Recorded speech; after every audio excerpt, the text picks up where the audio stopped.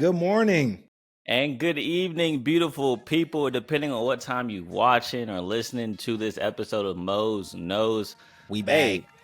Hey, it's been a couple weeks, and that's why when you saw the episode, right, you made it seem like, dang, this mug kind of long, you know? Yeah. Well, that's why. We're trying to give y'all more content because we missed last week, because your boy was working, doing the thing in NOLA. But now we back, you feel me? We and back. So thank you for watching this episode or listening to it from whatever platform you are doing so, because golly, we got a lot of stuff for you. You know what I'm saying? This is a good one. This is a banger. we know it may be a little longer, but it's a banger, man. It's a real banger. I know like he said, wherever you listen to, you're gonna enjoy it. I don't want to spoil who we talk to. Don't spoil it. Yeah, but I'm sure you've seen it in the title. But yeah, it was a dope interview. It's a dope interview. Well, and Deon, how was your week though? We got to start everything like that. How was your week, bro? Of course.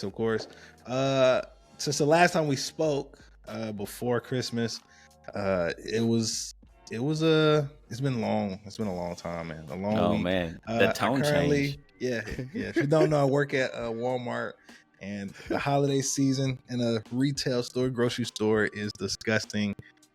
So if you next holiday season, when you see your cashier of any sorts, Best Buy, Target, you see them down and out and depressed and upset, just have a little bit more thoughtfulness towards them, because dealing with so many people, and we be catching y'all stealing, we be seeing y'all steal. Like don't think nobody knows.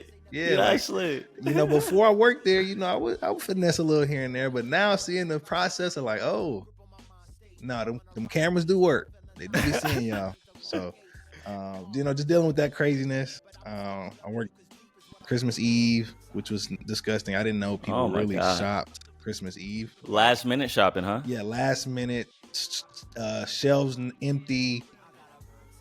I mean, literally, we were busy from open to close. It was crazy. Worked. But the crazy thing with that is, though, D, that I don't understand is people be mad that there's so many people there and it's such a long line, and it's like, well, you put yourself in the situation. Yeah, like, everybody be thinking you waited till the day before. Everybody be thinking the same. Nobody's gonna be there. Everybody should have it. And like, no, y'all all had the same idea, and y'all are all here. So, boy. Work New Year's. New Year's was nasty as well. But yeah, my weeks weren't as exciting as yours. Tell us about yours. The boy went to NOLA, your experience of going to a college football playoff game. But yeah, tell us about how your last couple of weeks have been. Hey, first off, sleep deprived. That is one thing. And let me start off with that. They had us working, boy. I was all over the place, but enjoyed every single moment of it. New Orleans, I get why Zion's getting bigger. Like, it's crazy. Did you eat a table? I didn't eat a table, unlike sources say that Zion's doing out there. But I did have some good jambalaya, had some good red beans and rice, had really good little crawfish etouffee. You already know I had to hit that up. Cajun pasta. Now, I will tell you this, D. Oh, my goodness. I didn't mention this to you. Tried oysters for the first time. Uh-oh. What we giving it? 5-star rating? 1 star? I would never order oysters again, bro. Oh. I would never order oysters again, dude. You're not a fan of the slurp? Come on. When you put it that way, hell no, I'm not. Definitely not. But the crazy thing is, I bought the oysters that were char grilled or charbroiled, or how the hell you want to say it. And they had some Parmesan on top. And they had a little lemon on the side, so you could squeeze a lemon on it. Put some Tabasco, a little hot sauce on it. Yeah, you did everything you could. I did everything y'all told me to do. And never ordering it again. I mean, it didn't even finish the plate. They gave me 6 of them.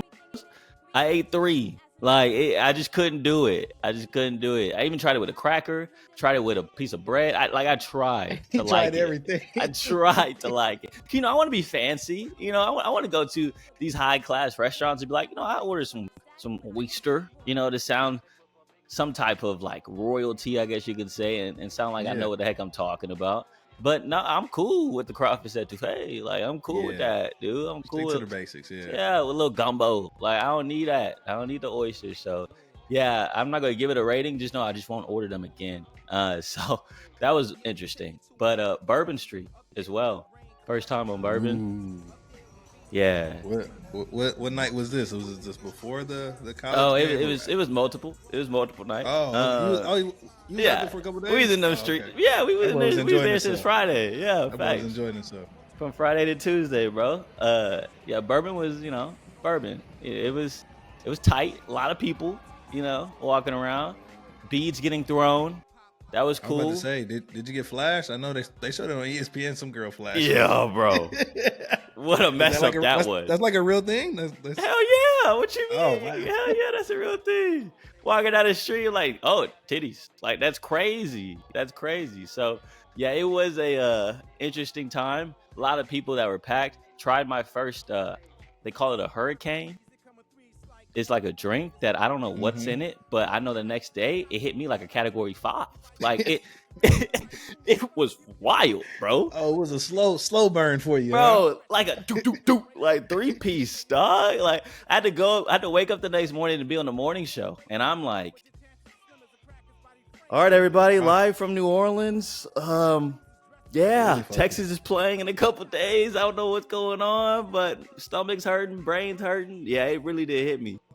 So not ordering that again as well from New Orleans. That's no go. So true advertisement, I guess, right? yeah, definitely, definitely. So yeah, the hurricane was a lot for me. Tried the beignets for the first time. That was cool. I don't see the hype though. I don't see the hype. Wow. Cafe Du Monde, it was straight. They only accept cash though, which is kind of sketchy. I feel like in this day and age, like you should be. That's always Yeah. I mean, but that's usually a green flag of like a spot that got good food, though. That's money laundering, one of the two. But no, not accusations. That's accusation. Isn't that where Ozark is from? No, Ozark is from the Midwest, bro. But that is how it got started, okay. though. That's how it got started for sure. So that's what I'm saying. Kind of sketchy. But anyways, Cafe Du Monde was straight. It wasn't phenomenal, but it was straight. Like beignets, I'll probably take a hot donut over a beignet, though. I'm not gonna lie to you. Like I would rather go with the donut. What, bro? Okay, this guy's not gonna be able to go back. What, Okay. bro? Look, all that powdered sugar on your face, bro. I gotta wipe it off. Like I'm good on that. Just messy. You can't mess up the fit. So the moment I take a bite, there's powdered sugar all over my shirt, all over my pants. Like I don't need all this. Like let's slow it down. So, but yeah, it was good. It was good. The experience was great. Vibes were immaculate. That's before. So tell us about the vibes actually being there around the whole atmosphere. Yeah, at the game or in the city? A little bit before the game. No, let's get to the game. All right, say less. Before the game, during the game, and then I just want to see, we got to talk about your social media. God, yeah. That guy's cooked. This guy's famous. That guy's cooked. But anyways, yeah, before the game, the vibes, everyone's going crazy. A lot of Texas fans, whole bunch of Texas fans were there. I will say they showed up and showed out. But, bro, like, Washington was deep too. Like, they traveled. I was kind of surprised. You would expect Texas to have a lot more fans because it's right down the street compared to Washington. But no, they took the flights or they drove, whatever they did, because some Huskies was out there. And so, yeah, it was a lot of people there for sure. And I will say, before the game, great music getting played in the Superdome. Superdome's beautiful, by the way. So many different, it's kind of high up, I guess you could say. I felt like it was a big stadium, but like it also wasn't like overwhelming. I guess I could describe it as that. Lights were bright. Everybody and their mama from every local TV station, every network was out there, so that was cool. Chopped up with some people from ESPN, and got to make those connections. And so yeah, it was a whole vibe, bro, before the game. Like I really did enjoy and try to soak in the moment because that's the biggest game I've ever covered. And so it was just kind of surreal to me to know that like I was watching this game on TV growing up. This is a big deal. The Sugar Bowl is. And so now that I'm on the field and covering it with the team that has went through so much for UT throughout this year to get there, it was really cool. It was a really cool moment. But yeah, once the game got kicked off, man, it felt like a playoff game. Like it really did. The competition level was high. The stadium was loud as crap. And yeah, it was great. It was a great environment. So I enjoyed it for sure. And I also enjoyed the game. Unfortunately, Texas didn't get the dub, but man, they fought their butts off. Again, had a chance to win it at the end of the game. To the very end. Man. To the very last play. Hey, Washington tried to give that game away. Like, they tried their hardest. You can't predict the bro hurting whatever he hurt. I mean, you can't predict that. What are the odds? What are the odds getting hurt? You need the clock to run. Get hurt. Clock stops at 50 seconds or 55. Any other time to get hurt, this is when you say, bro, it's just you gotta get off the field. I'm his team. I'm like, yo, bro, we're gonna carry you off the field. Like, there's no way that you can. Like, and he looked like he was in real pain. I looked at the play. I didn't see kind of what was the injury. Yeah. But he looked like he was in pain. So, had to get carted off. Yeah. It was like, dang. But yeah, I would have been picking up like, yo, bro, I know you hurt, but we're gonna have to drag you off of here or something, bro. We cannot let this happen at this point in the game. Yeah, because like this is worst timing. Texas didn't have to use a timeout. Washington used the timeout. Clock stops. Then you run into the punter.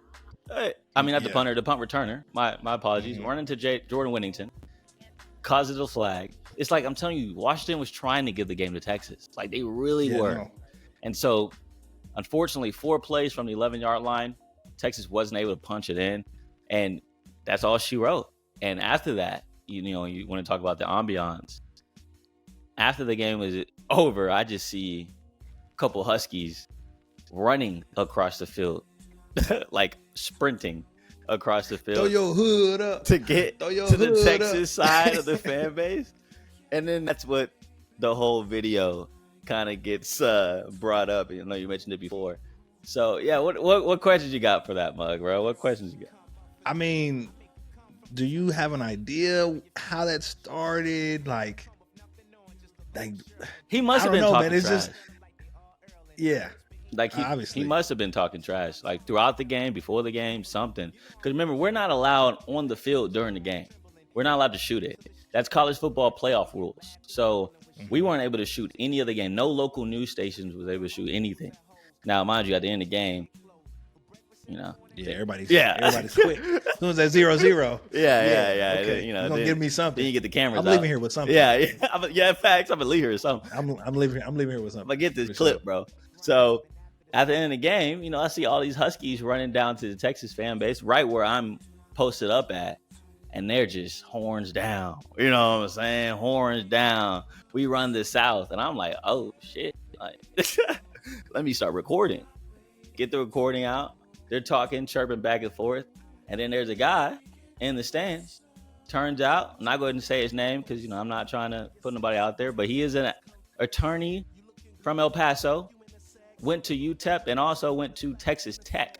So, trying to figure out his affiliation with Texas, but he's a fan.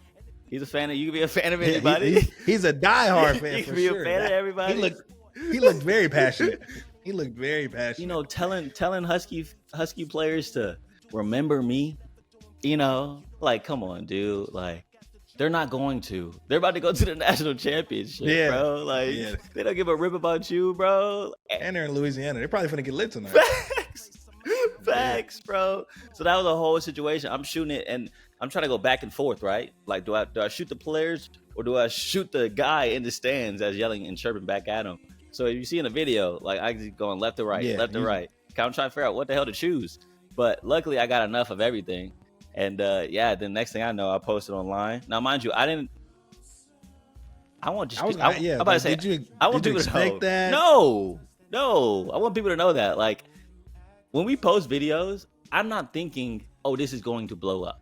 Like, that's definitely not. I was expecting the post-game press conferences with all the players and all the heartfelt messages, stuff. That they were talking about after the game to really do numbers, because it's the last game of the year, and they were saying some great stuff. Shout out Jordan Whittington, shout out Xavier Worthy, Adonai Mitchell. Like, they were able to give us great sound bites about what this team meant to them and what that loss meant to that program.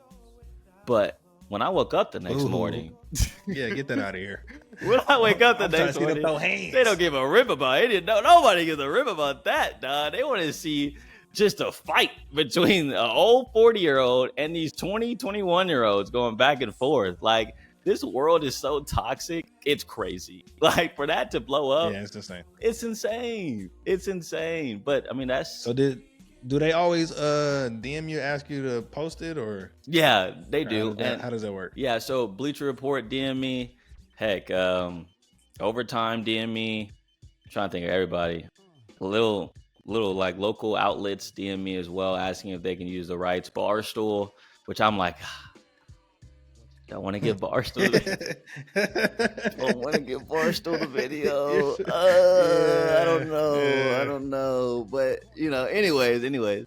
So yeah, they DM and ask, hey, can we use the video? And I'm like, hell yeah, as long as you tag me in it. Like, I need to get my credit. Of course. Like, definitely get my credit. So everyone obliged, and now you see the video everywhere with over 2 million views at this point as we record this. Did it blow up equally on all platforms, or was it mostly on Twitter? Because when I saw the Twitter, how it blew up. Did you get the same kind of love on Instagram, seeing it kind of blow up? Or yeah, I will say, like, CBS Sports posted on IG, and then like Overtime and Prize Picks actually posted it. Yes. Yeah, I know you love that. And so they posted as well on IG, and so yeah, a bunch of outlets on IG specifically, but it was more so they just clipped my video from Twitter and posted it on their own page. I didn't get a lot of love for it. They just tagged me.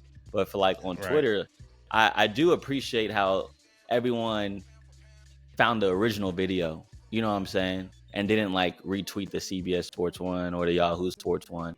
They made my video kind of get up there in numbers. So thank you for everyone who did interact with it, because sometimes when a bigger outlet takes a video like Bleacher Report, they get all the love. But thankfully on Twitter, I was able to get all that love, even though everyone else ate too whenever they posted it. But yeah, it's crazy. It's crazy how that all panned out. And I just wonder how the attorney feels, like, does he does he feel bad? Is he ashamed? His kids are right there, by the way, in that video. I think that's his kids. I can just imagine him driving home and he probably getting texts like, yo, bro, is this you? Bro, nah, bro, I see this video. You was at the game, right? What shirt did you have on? Weren't you sitting in section 107? Like, don't you got trial tomorrow? Yeah, like, yeah, that's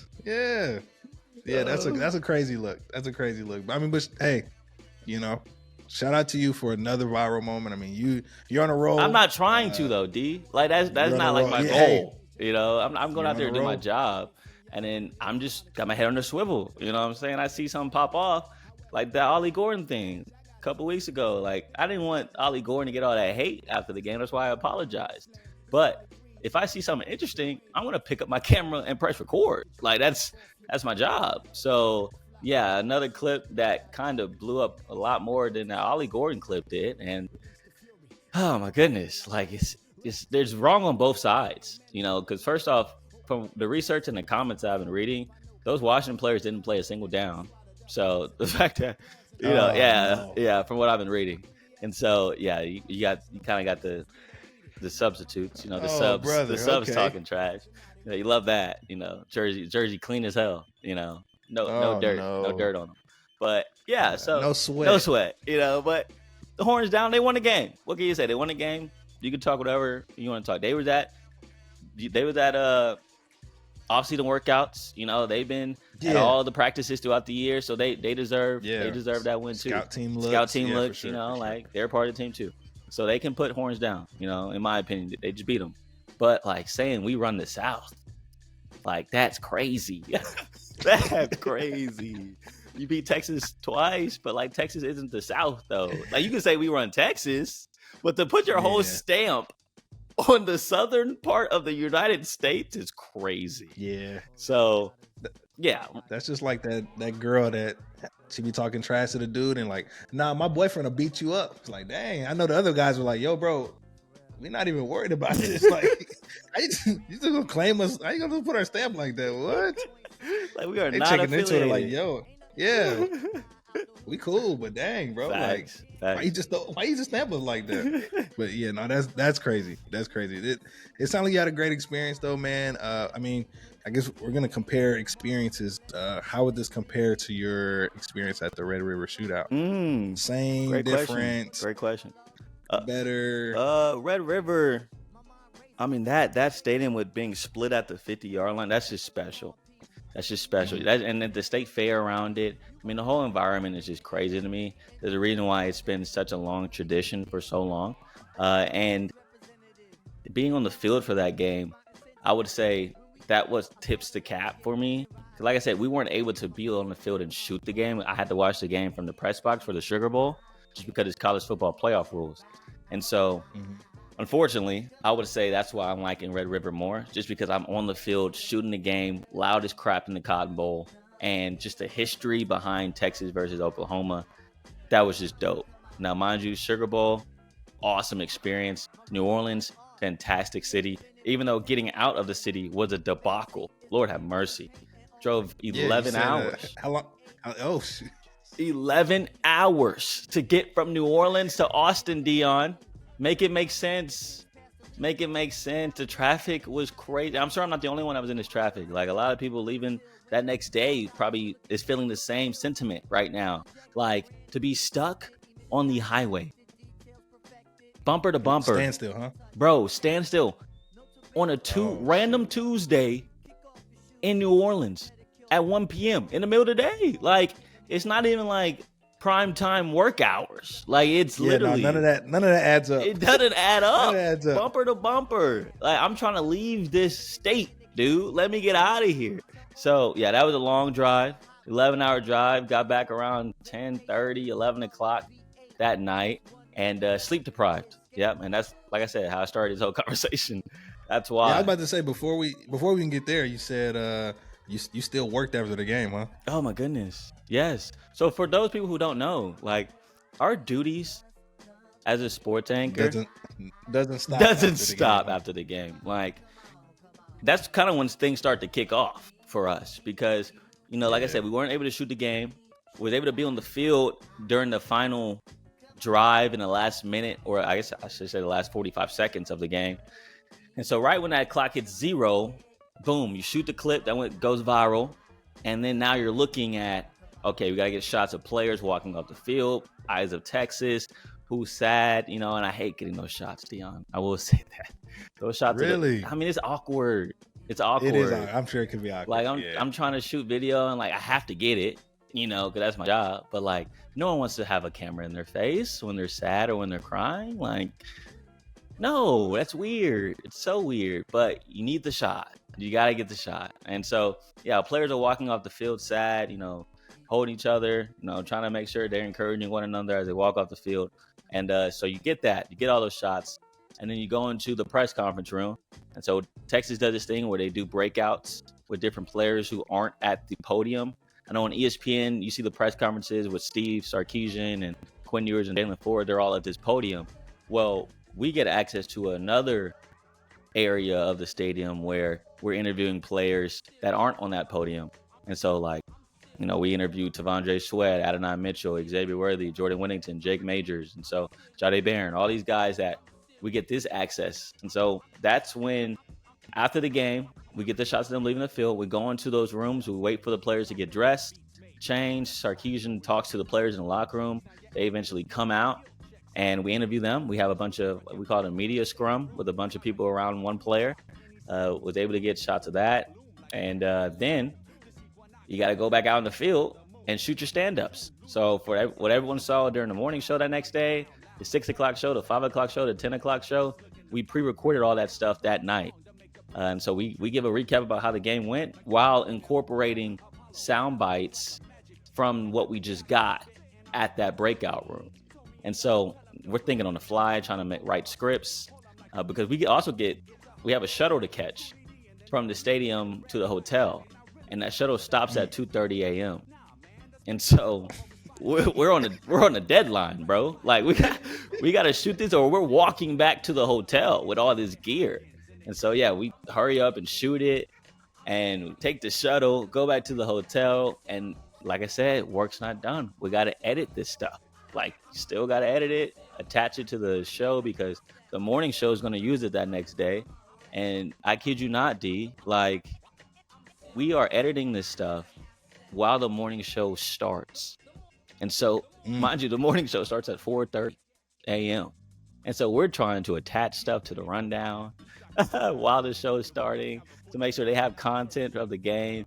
bro, I didn't get done working till 5. Like 5 a.m. was when we got done working from the Sugar Bowl. And so, yeah, sleep deprived for sure. For sure, dude. So when did your day start for Oh, that that day? Yeah, that day. When did your day Probably start? like 10. What time? 10 to 9 to 9 or 5:30. 10. Yeah, bro. Sheesh. Yeah, so Yeah, mind you, they got college football games going until 12:30, 1 in the morning for whatever reason. ESPN, you have to change this. This is not cool. I don't know when this became a thing, but I remember earlier in the season, Colorado played till like 1 in the morning. This, like, come on, bro. Nobody has time for this. A lot of us are adults. We can't be staying up till 1 in the morning to watch college football. Like, come it's on, crazy. bro. It's crazy. But we got it done. But no, that sounds like a hectic day and a half. They lost, Steve. Then they lost. After Staying all that, up, like staying up for all that. Just for them to But I'm lose. grateful though. I will say I this: know I'm that. grateful for the Texas program and for the team to even allow me to be able to wear this jacket right now and to have a Sugar Bowl logo and to get this gear and to be able to cover such a historic season. Like, I'm truly blessed to say that they qualified so that I could be able to cover these things and experience this NOLA, I guess you could say, atmosphere. And it wouldn't have happened without Texas making the college football playoff. And so I'm so grateful for the season that they had.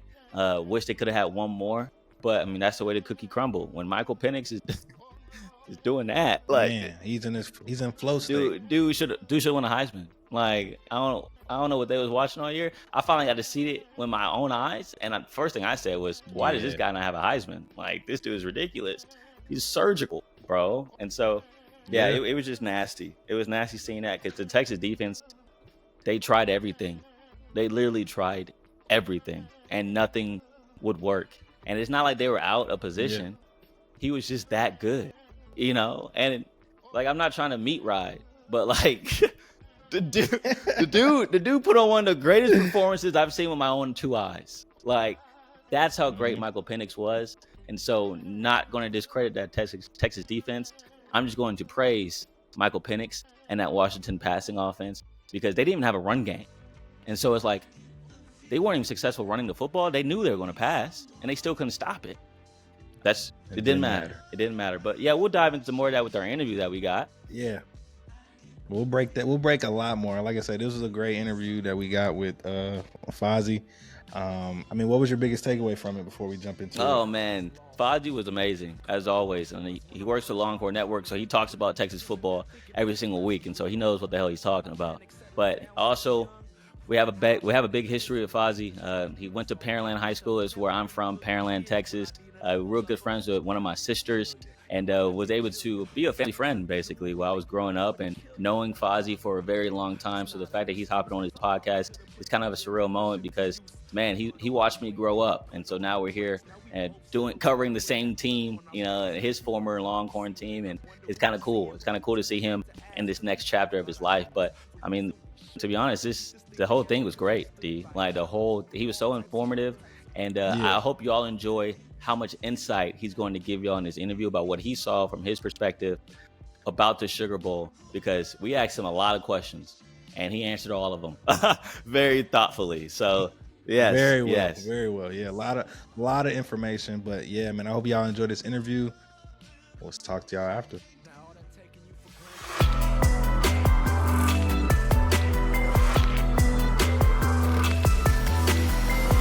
All right, everybody. The man is here. 7-year pro, lifetime Longhorn, franchise partner of Burn Boot Camp, Pearland legend, by the way, family friend and father, Fozzy Whittaker. How you doing, my guy?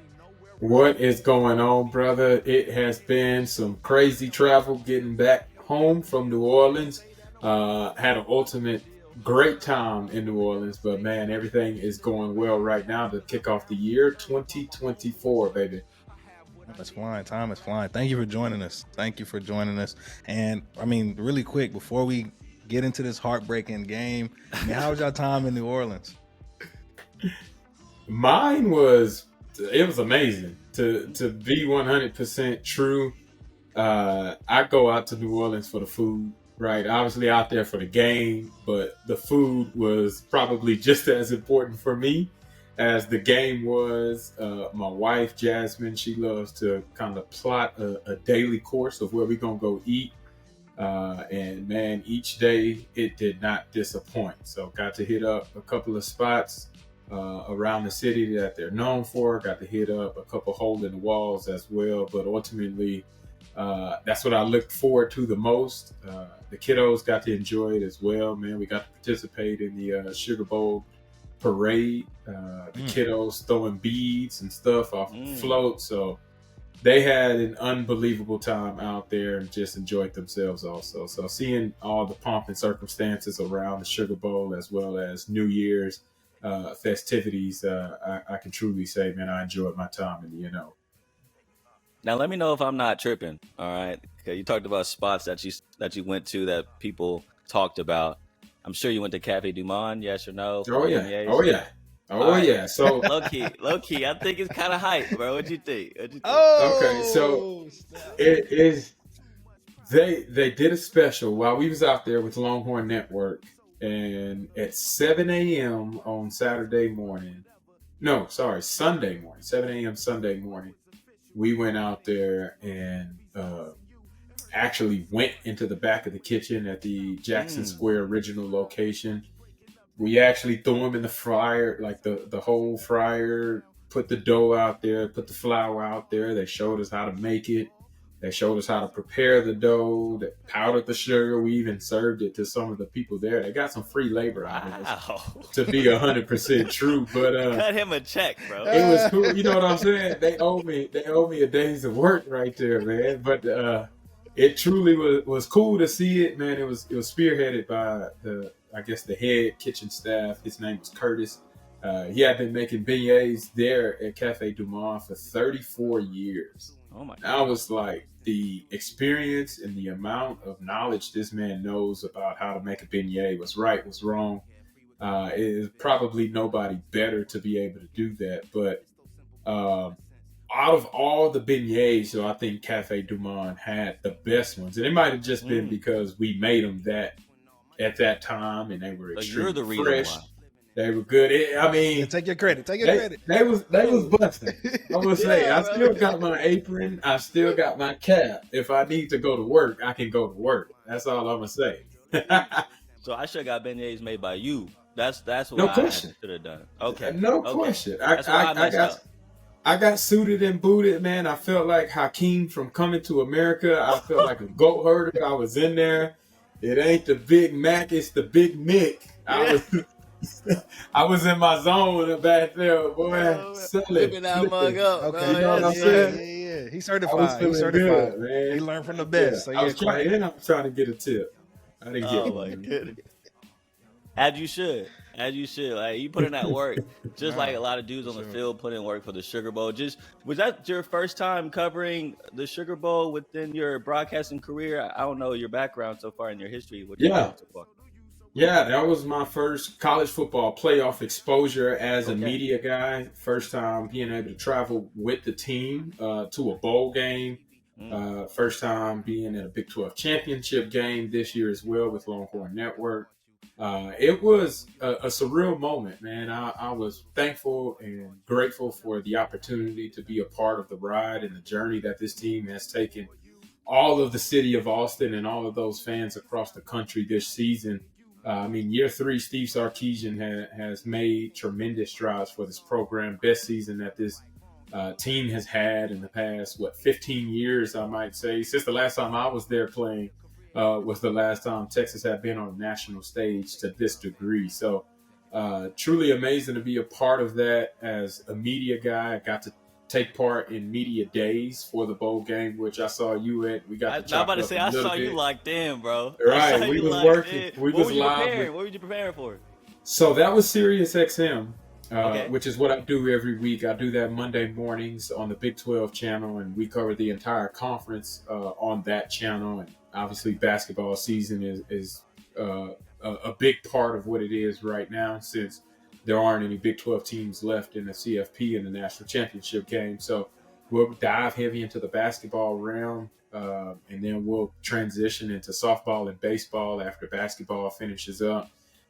Talk heavy spring football as well, and then transition back into the football stuff whenever media days rolls around. But for SiriusXM, I was covering it for kind of the all of college sports, not necessarily just the Big 12. I was there with Jacob Hester and Cole Kubelik, who were former players as well, played in the NFL. I say LSU Guys legend that Jacob know, Hester. yeah, and then Cole Kubelik is an Auburn legend, so both of those guys know a little bit about some SEC football, which is where Texas is going to be playing next season. Being able to bounce off ideas, they're the vets, right? They've been doing radio for SiriusXM for years now. They've been traveling to multiple bowl games. They've called bowl games live. This was my first year, so I was the rookie from that standpoint. And so they were showing me the ropes. But we had a 3-man live show that was going on. As Texas walked out, we had Jacob Hester get with Steve Sarkisian, and he hit a one-on-one time. And then for the rest of that time frame, that 45 minutes, man, we were tossing to some of the players. And so we were having live interviews, the three of us, and we would just toss back and forth amongst the three of us over the national airwaves. And then we did the same for Washington. And then we kind of closed it up with the final segment with us three talking kind of expectations and a little pregame talk about what to expect. So it was truly amazing from that standpoint. And then obviously Longhorn Network game day, getting there, doing the 2-hour pregame show, having the halftime game show, and then having the postgame show as well. Man, it was truly amazing to see all of that. Yeah. It's a lot of work. No sleep. It is a lot of work. But that was it's a little kind of bittersweet, the final Texas game day that we will have with Longhorn Network as we prepare to transition into a different role. And we'll still have National Signing Day coverage. And I'll still work and do the final one for football, which will be the spring game in 2024. So in a couple of months, we'll have our final football broadcast around the new look 2024 Texas Longhorn team. So that'll be really cool and exciting, but a final close to the chapter from the standpoint of covering football game day live and having that experience, man. It's truly been amazing, but it's fun and one that definitely don't want it to be my last time that Texas participates in the college football playoff and have national title implications, and I'm able to cover it or be there on behalf of the media. Yeah, you kind of just touched on it. When it comes to the last time Longhorn Network been able to provide that broadcast, any intel, any insight for people who may be listening about what's the next step for Longhorn Network? Are you going to be under SEC Network? Do you have any idea how that's going to work out? So as of now, LHN will completely dissolve. So it'll go away after, I want to say June 1st is whenever the new league year, or maybe it's actually July 1st. It's one of those two dates, but in the summertime, once Texas officially goes into the SEC, they don't allow third-tier rights, which is why Longhorn Network has to go away. A lot of people have been displaced from a job perspective across the entire network, and that sucks. It does suck. Yeah. You know, it's an ending and a kind of a finale for a lot of the people that have worked so diligently to bring such a good product to Longhorn fans across the country and those that tuned in at any given moment or any point. So a lot of guys will be working in ESPN in a different capacity. Some people go on and work ACC network, SEC network. Some people go to headquarters in Bristol. Some people in LA, SEC network.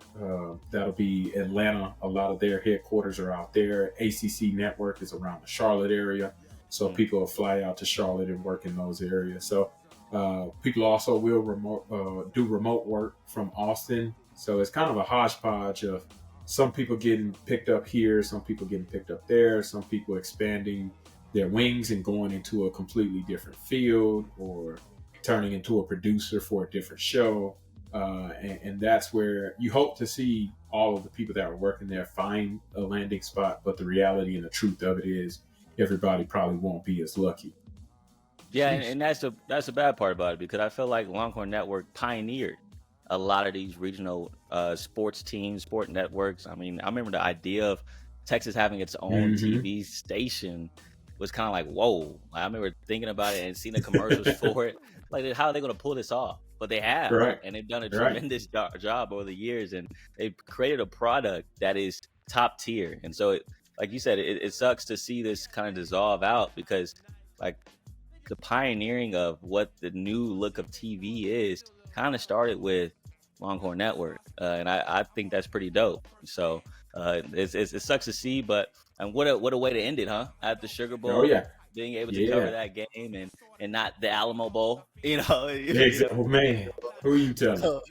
So let's dive into that game, though, you know, and let me just get your initial thoughts about how do you think Texas played and how you think they matched up against Washington. Well, the obvious can be stated. Texas did not play a great game. They didn't play particularly well on the offensive or defensive side of the ball. Whenever you play the way that they did and still have a chance to win, though, at the end, it goes to show you the type of culture and the type of foundation that this team has built from week one. And really, I'm lying from that aspect, because even in the pressure that Steve Sarkisian had at the end of the game, he mentioned this all started in the offseason. Whenever you're talking about winter workouts and the preparation that they put forth, that's what you got to see come to fruition throughout the course of this entire year. And I truly am appreciative to be able to take that all in, because there was adversity throughout this season, right? I mean, you tied up with Wyoming going into the fourth quarter. Like, nobody really expected that. I mean, you take the lead with 1:17 left going against Oklahoma, your rival, and then obviously you have that mix-up snafu with communication and end up dropping that game. You going into overtime with Kansas State driving with an opportunity to score and win that game, right? Without Quinn. Without Quinn, right? Malik Murphy Quinn. having to show up and show big. You tied up with Houston on the road trying to find a way to battle through that. So there was a lot of up and down moments throughout the course of the season, but what stayed true and constant throughout it all was this team knew how to fight. And it didn't matter what the score was. It didn't matter what it looked like. It didn't matter how they played the first three quarters.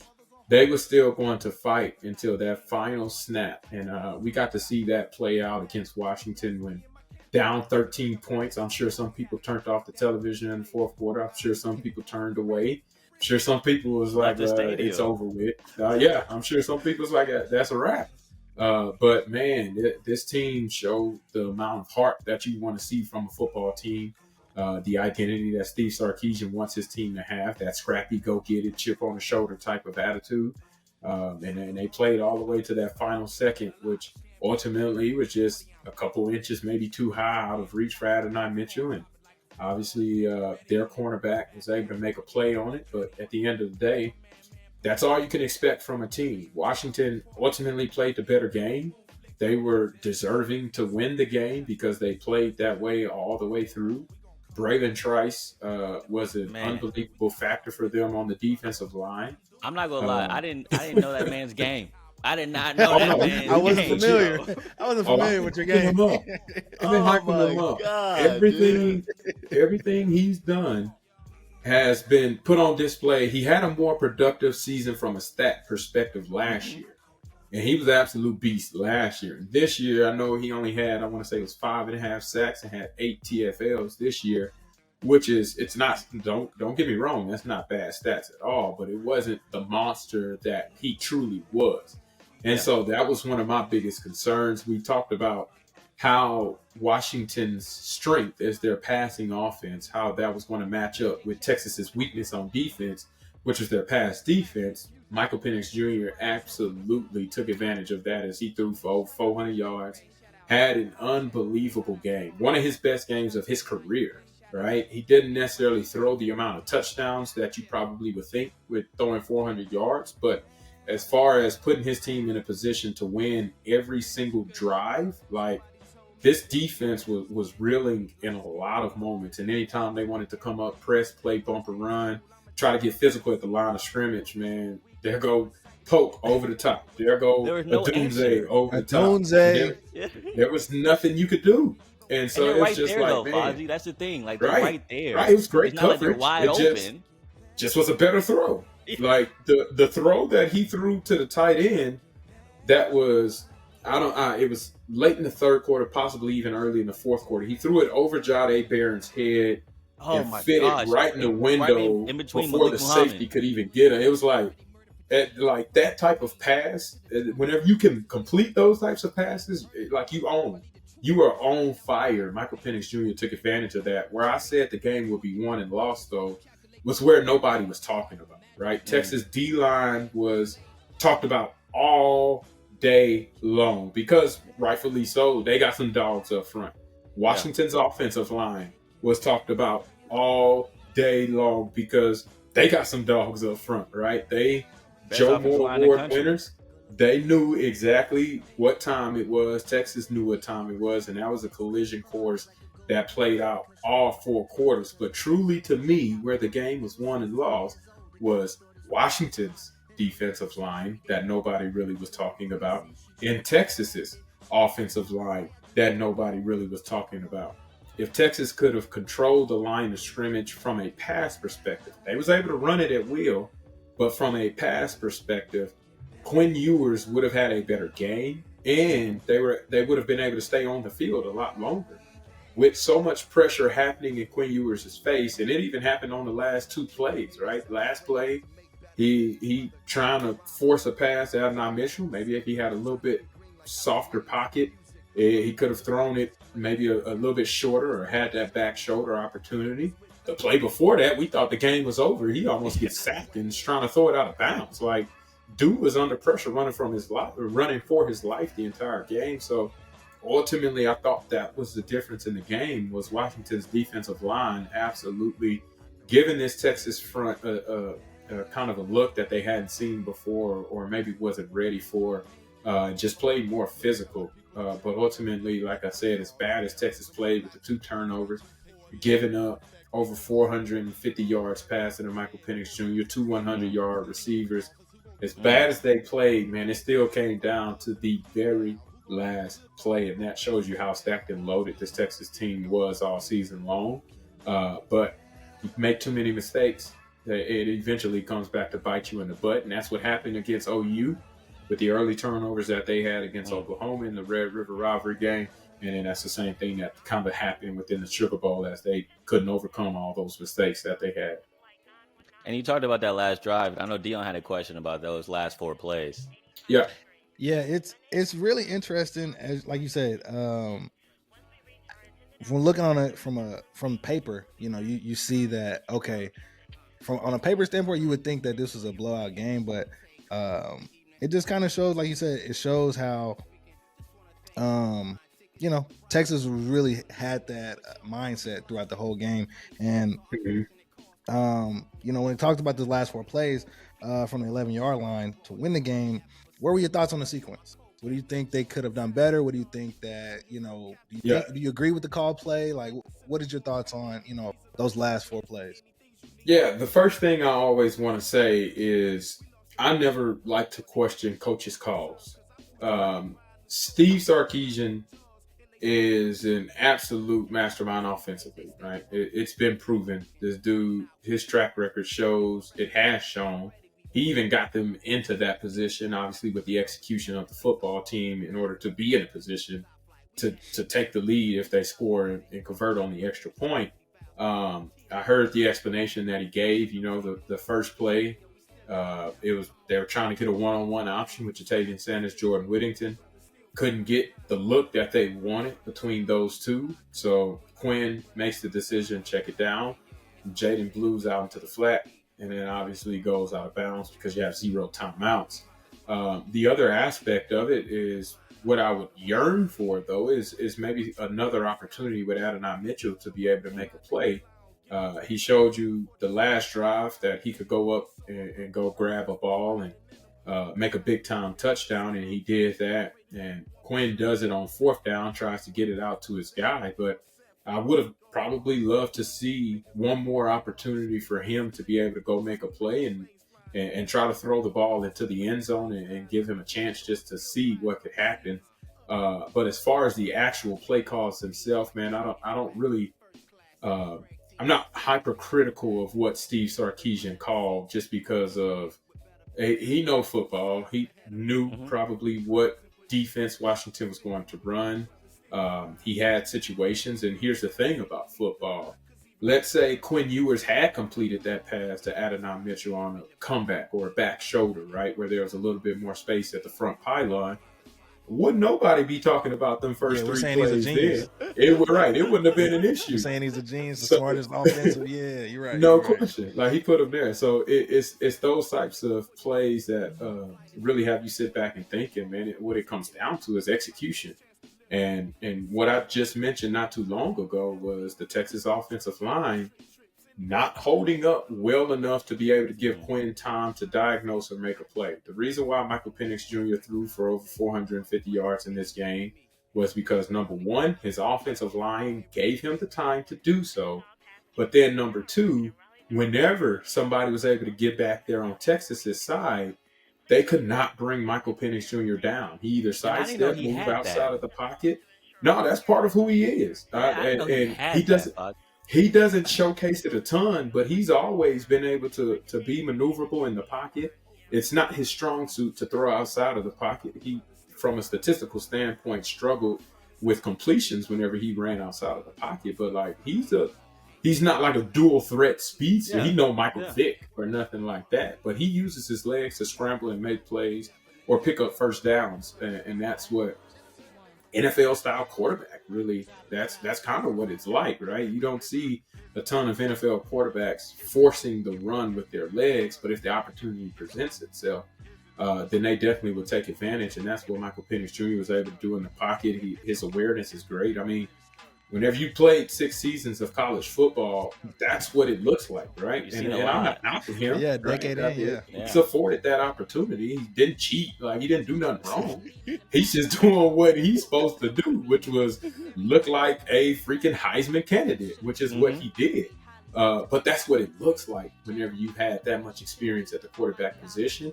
That's what it looks like whenever your O-line trusts you and you trust your O-line, and they're able to execute whenever the game is on the line. And I think that's where Texas still has another step forward, is being able to, at crunch time, with the stakes as big as it was, you got to bow up. And that offensive line, I thought, didn't allow Quinn enough opportunities throughout the course of the game, not even just those final 4 plays, but throughout the course of the game. They never really allowed Quinn to get a rhythm with the rest of the receivers, and never really allowed that offense to get going in a way that allowed them to stay on the field a lot longer. And we saw Steve Sarkisian have to kind of resort to the run a little bit to try to slow up that pass rush, because you can't really do it. He had to get out of character a little bit. They probably wanted to emphasize the run a little bit more, maybe chew off some time of possession, right? Maybe steal one possession from Michael Penix Jr. because you're able to keep the clock rolling as you progressively get more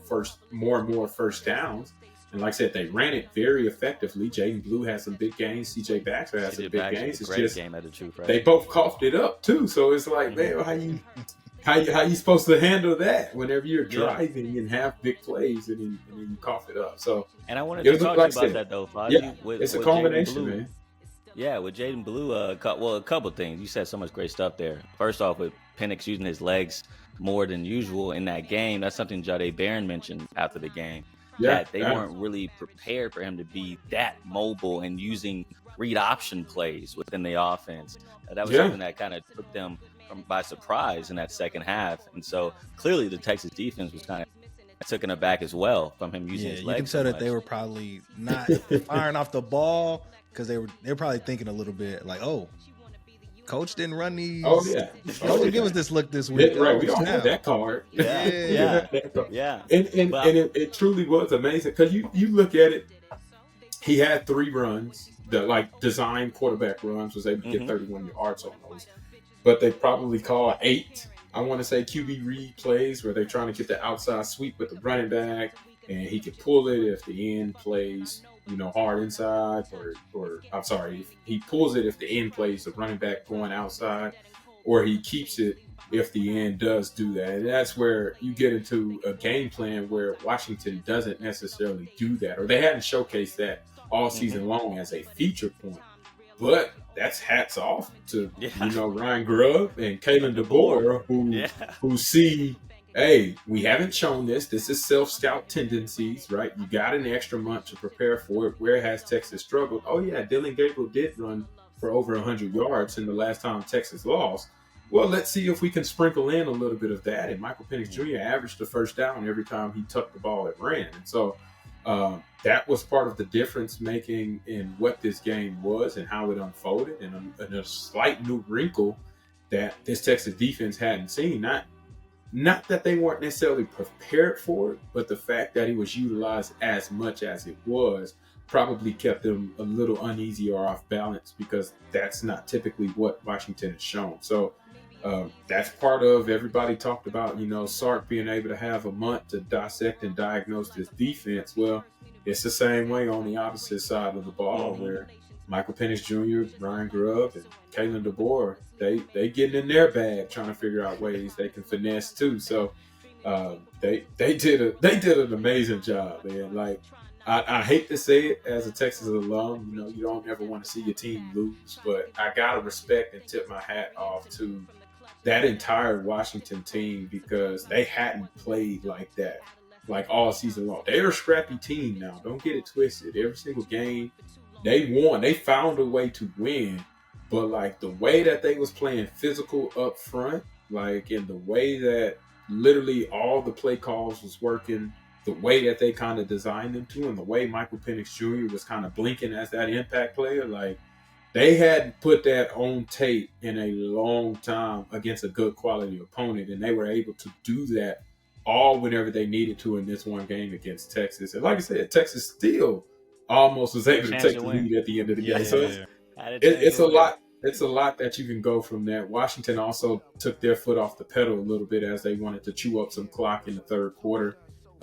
You kind of wonder if they kept trying to mash the gas and gave Michael Penix Jr. 3-4 more throws. Do they score another touchdown and put Texas away for good in those types of moments? So you kind of go back and forth with that type of game that they played, the game that Texas played, but ultimately I do have to tip my hat to that Washington Huskies program, because man, they scrappy all year long, and they yet again found another way to win a one-score game. And we gotta go ahead. You talked about just the uncharacteristic tendencies of Texas fumbling the football twice in this game with CJ and Jaden Blue, but I was honestly just shocked, not shocked per se, but more so proud of the fact that Jaden Blue still making that catch to put Texas on the 11-yard line. Yeah, boy. Despite fumbling earlier in that quarter, what does that say to him as a running back, knowing that he was driving that? He was the one that got them down the field on that drive before he fumbled. And so as a running back, how do you get over that, Man, it's a short-term memory, and I want to go back. One more opportunity that he had before that was Texas was driving again right before the half. They end up still scoring a touchdown, but Jaden Blue had a one-on-one opportunity right on the sideline. It was almost the exact same play. He ends up dropping it, and it probably would have went for a touchdown if he caught it. But ultimately, man, to see the resiliency that he showed, you have that drop, you have the fumble. Steve Sarkisian still trusts you in the fourth quarter, game on the line. He calls that play because you had already beaten the DB or the linebacker prior. I'm going to call it again because I know what he's truly capable of. And then you see Jaden Blue makes the play toe tap. By the way, 1 foot in, like that was a beautiful catch. That was a beautiful catch, right? That was one of the best catches of the night. But ultimately, man, that's what you want to see, and that's what you expect from a guy like Jaden Blue, who's supremely talented. He got all the tool sets that you want from a guy, especially whenever you late in the game in a 2-minute drill and 2-minute offense, man. Just get the rock to him in some form or fashion and let him go to work. He showcased his ability in a big way, but man, it's all about the mental preparation that you got to have. You don't ever want to drop a pass, especially if it's an explosive pass. You don't ever want to fumble, especially after you've just created an explosive play. Whenever he put that defender on skates 1-on-1, scooted by him, like that was about to be an ESPN top 10 play right there. He ends up coughing it up at the end of that run. You don't want those things to happen.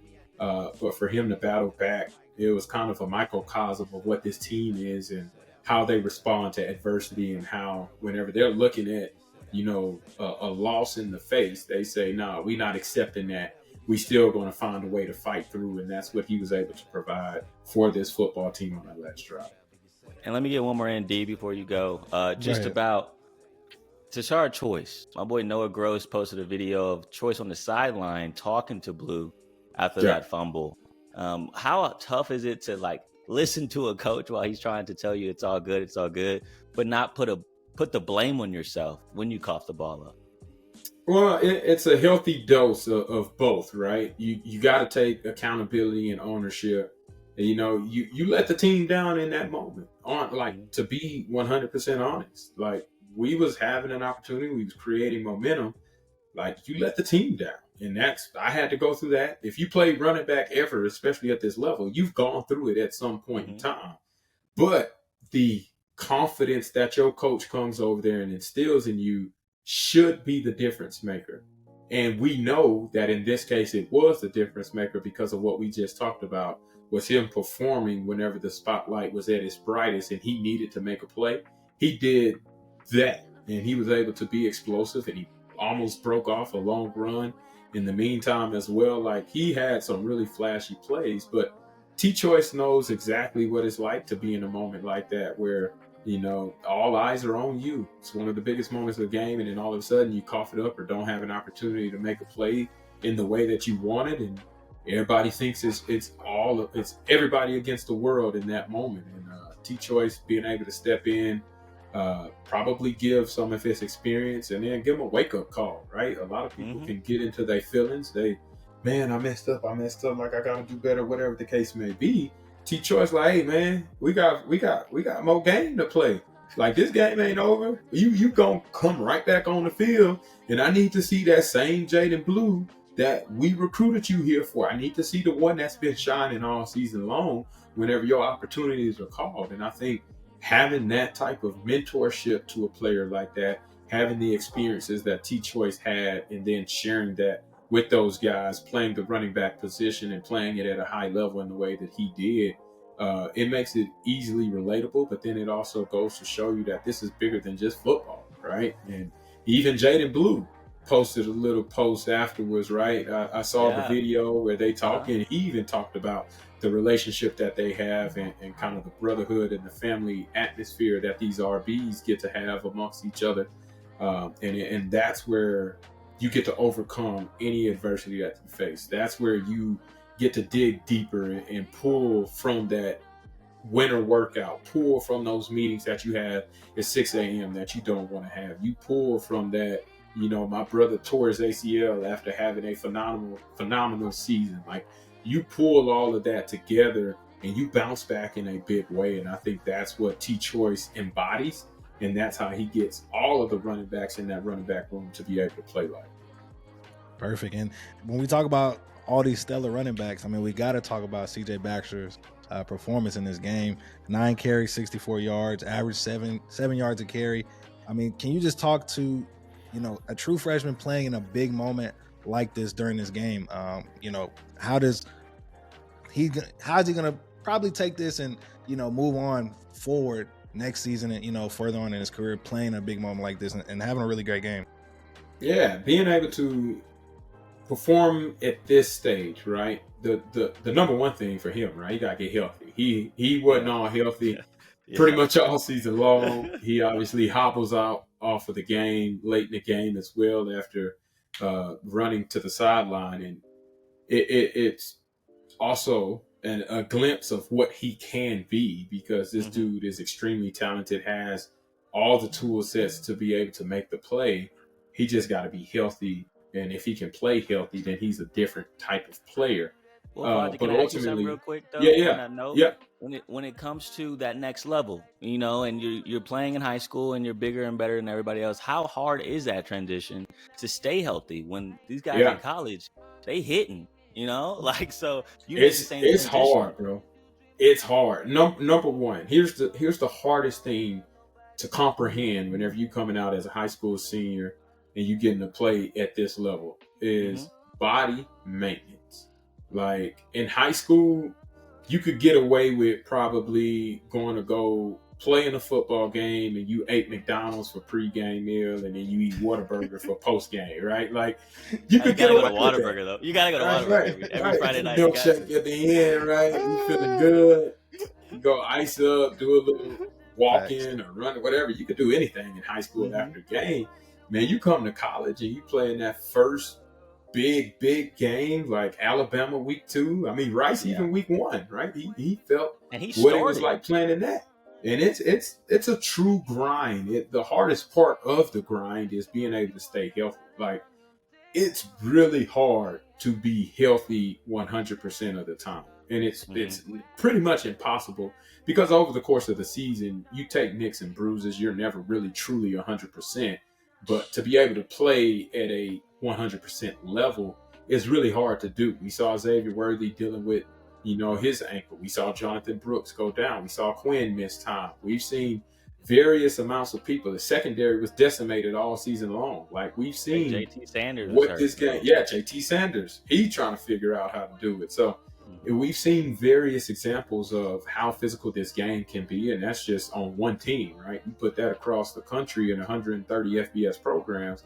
It's like, man, everybody dealing with the same thing just because of the nature of the beast, but ultimately figuring out how to take care of your body 24/7. Jordan Whittington is kind of the perfect embodiment of that. Jordan Whittington wasn't able to finish a season for like 3 straight seasons. And it was one thing, it was a hernia, it was a hamstring, it was this, it was that. Like he went through the worst, like kind of start to a career for kind of almost anybody that I've been able to come across in a while. And his body maintenance, body prep that he's been able to put together over these past 2 seasons has been immaculate. And he's been a testament of what it means to be able to take care of your body. But it takes time to be able to learn how to do that, right? You got to understand what your body is. Your body's still also growing and evolving. You're still putting on muscle. You're still learning how to, play at the weight that you just put on. And he's still a growing boy as far as CJ Baxter's concerned from that standpoint. So he's still got some growth and opportunities to learn who he truly is at his most comfortable self. But Jordan Whittington knows a thing or two about that. But honestly, it's just body prep, body maintenance every single day, doing something that'll help keep those injuries away. And man, the more money you put into your body, the more it rewards you. Everybody talk about the LeBron James kind of quote that he mentions, man. And I don't expect a college kid to be doing that, but yeah, LeBron talk about. I'm about to say it's coming soon. Not no million now. NIL deal as far as being able to take care of himself without having to pay for it, like maybe going to go get cryo, cold tub therapy, sauna, the hot cold, and not having to pay for it. Maybe that would help. But as far as what it's worth, LeBron James talked about $1 million. That putting your body in the most optimal position to perform at its optimal best is truly what allows a lot of the greats to be great. And Christian McCaffrey, I never forget this, man. I played 2 seasons with him in Carolina. Dude had an unbelievable regimen of how he kept his body alive. He took like 18 pills a day, like all the vitamins, every mineral you could find. Like it was crazy. He walking around with like a pill box case. Like he had to open it up. I take this many in the morning. I take this many after practice. And then he says he takes more even at home. Like this dude, unreal. He does a lot of body flow therapy too. So like he falls in all these awkward type positions and like gets his body as limber and flexible as possible. And he talks about moves like water, the Bruce Lee saying. And that's one of the things that he lives by, one of his mantras. And you see Christian McCaffrey play and you like, oh, okay, that's why he does it. It translates to, over 20 touchdowns and an MVP caliber type of season. Oh, and not to mention the highest paid running back ever in the history of the NFL. So that's the type of body maintenance and the discipline that CJ Baxter is going to have to continue to learn how to have. I'm not saying you got to go spend $1 million, but just understanding this body and then continually taking care of it so that it can perform at its optimal self is going to be one of the biggest challenges, but also one of the best things that he'll continue to grow and mature into. And going back to Deon's question in a sense of the way he performed this late in the season, despite all the bumps and bruises. I mean, Yeah. that first quarter, he controlled it. He moved the ball down the field, running the ball well. He was averaging 8 yards a carry. I mean, to Yeah. be a true freshman in that moment and to provide that type of spark on an offense that really wasn't moving the ball very well, what do you think that tells about CJ in a moment like that, to be that mature, to be able to step up in the Sugar Bowl? It was his time to shine. And I know CJ is getting a lot of the hype, but Jaden Blue also was able to add in there that 1-2 punch, Yeah. the dynamic kind of degree that they brought to the table from the run game perspective. That's what you wanted to see. It was unfortunate, and Sark, like I mentioned earlier, he alluded to this, that they kind of had to get out of game plan a little bit. It was kind of uncharacteristic. They got down the way that they did by 2 scores, and that forced them probably wanting to throw the ball a little bit more. But ultimately, if I was able to see what Sark was doing, people want to call it conservative, whatever you want to call it, you can call it that. But Sark had a game plan that he was going to pound the rock, wear this defense down, continually get first downs, and then ultimately leave Michael Penix with like 4 minutes left of the quarter to be able to have a drive. And I think that's kind of one of the ultimate approaches that he wanted to take. And Texas offensive line absolutely had their way in the run game. Like, they was getting after it and having some big time splash plays, and was one broken tackle or one footstep away from breaking probably a 40-50 yard run that would have been a big explosive from that aspect. But you get down and your defense doesn't allow you to get that break, right? And it makes it a tough opportunity, because you got to start throwing the ball to score quickly because of how fast Washington was able to get down the field and flip the field position. So getting out of that character, getting out of that zone to be able to move away from your original game plan probably hurt what CJ Baxter and Jaden Blue was on pace to do. But if they had an opportunity, man, them cats both probably could have had 100 yards with the way that they was running the rock. And it's ultimately part of what you want to see roll over into winter workouts, right? Those two guys saw it. JB saw it, right? I don't want to forget about Jonathan Brooks. Depending on what his decision is, I'm not sure if he's coming back or plan on entering to the draft. But if he's coming back and you got 3-headed monster in the way that those 3 were able to play late in the season, then it's an opportunity to say that running back room is in good hands. Tashard Choice is an amazing coach that has created a running back factory that's being picked back up. And it's going to be the bag, bro. It's going to be unreal. Absolutely. Bag, bro. Absolutely. But he's worth it, right? You look at his track record and his tenure, and he's doing what he's supposed to do. And that's what you want to see. He coached Jahmyr Gibbs at Georgia Tech. He had him at Georgia Tech in his last draft. Went to North Texas. Right. This dude know what he's doing. So the running back room is in good hands with those 3 ballers, spearheaded by Coach Choice, leading them and leading the charge. And then you bringing in Jared Gibson, you got Trey Wisner, you bringing in some other guys that'll be next year as well. And then you got Christian Clark coming in from Arizona. Like, both of those 2 guys, right? They're gonna be next in line, right? Just keep that product in that factory rolling as much as possible, because like you mentioned, Tashard Choice, as a running back coach, he's doing awesome, but eventually, man, somebody going to try to poach him and hire him away. And Steve Sarkisian probably it won't be fond of that. So it's in good hands, but ultimately, man, those running backs got to take the momentum that they created at the end of the season, especially with the performances that they had in the Sugar Bowl, man. Let that fuel you to showcase what it takes to get to that next level, what it takes to get over the hump, to make it to the national championship and pass the semifinals. And then you're going to have to do that in a stacked and fully loaded SEC next year in your first showing of what Texas is all about in the SEC. And I think that's going to be excitement enough to have those guys ready to rock and roll again. And just talking about that running back room, the last person I really wanted to mention, and we didn't get an answer in the press conference from Coach Sarkisian about this because no one really asked about it, but Keelan Robinson returning kickoffs with the club in his hand. Did you ever get an answer about that or any intel? Because we didn't get anything. I did not get an answer. I didn't ask. Yeah, nobody nobody that's wanted to. They just skipped over that's that. that was one of the most frustrating moments of that game, and I'll be candid with you. Twice. I'm not quite sure Like- what the game plan was. I don't know also why they rolled out Jaden Blue and Xavier Worthy early and then never saw them again. And it was like, we kind of need those guys back there so that they can have that explosive punch. And again, you got to give Washington credit, right? They saw something and they said, okay, we about to take advantage of this.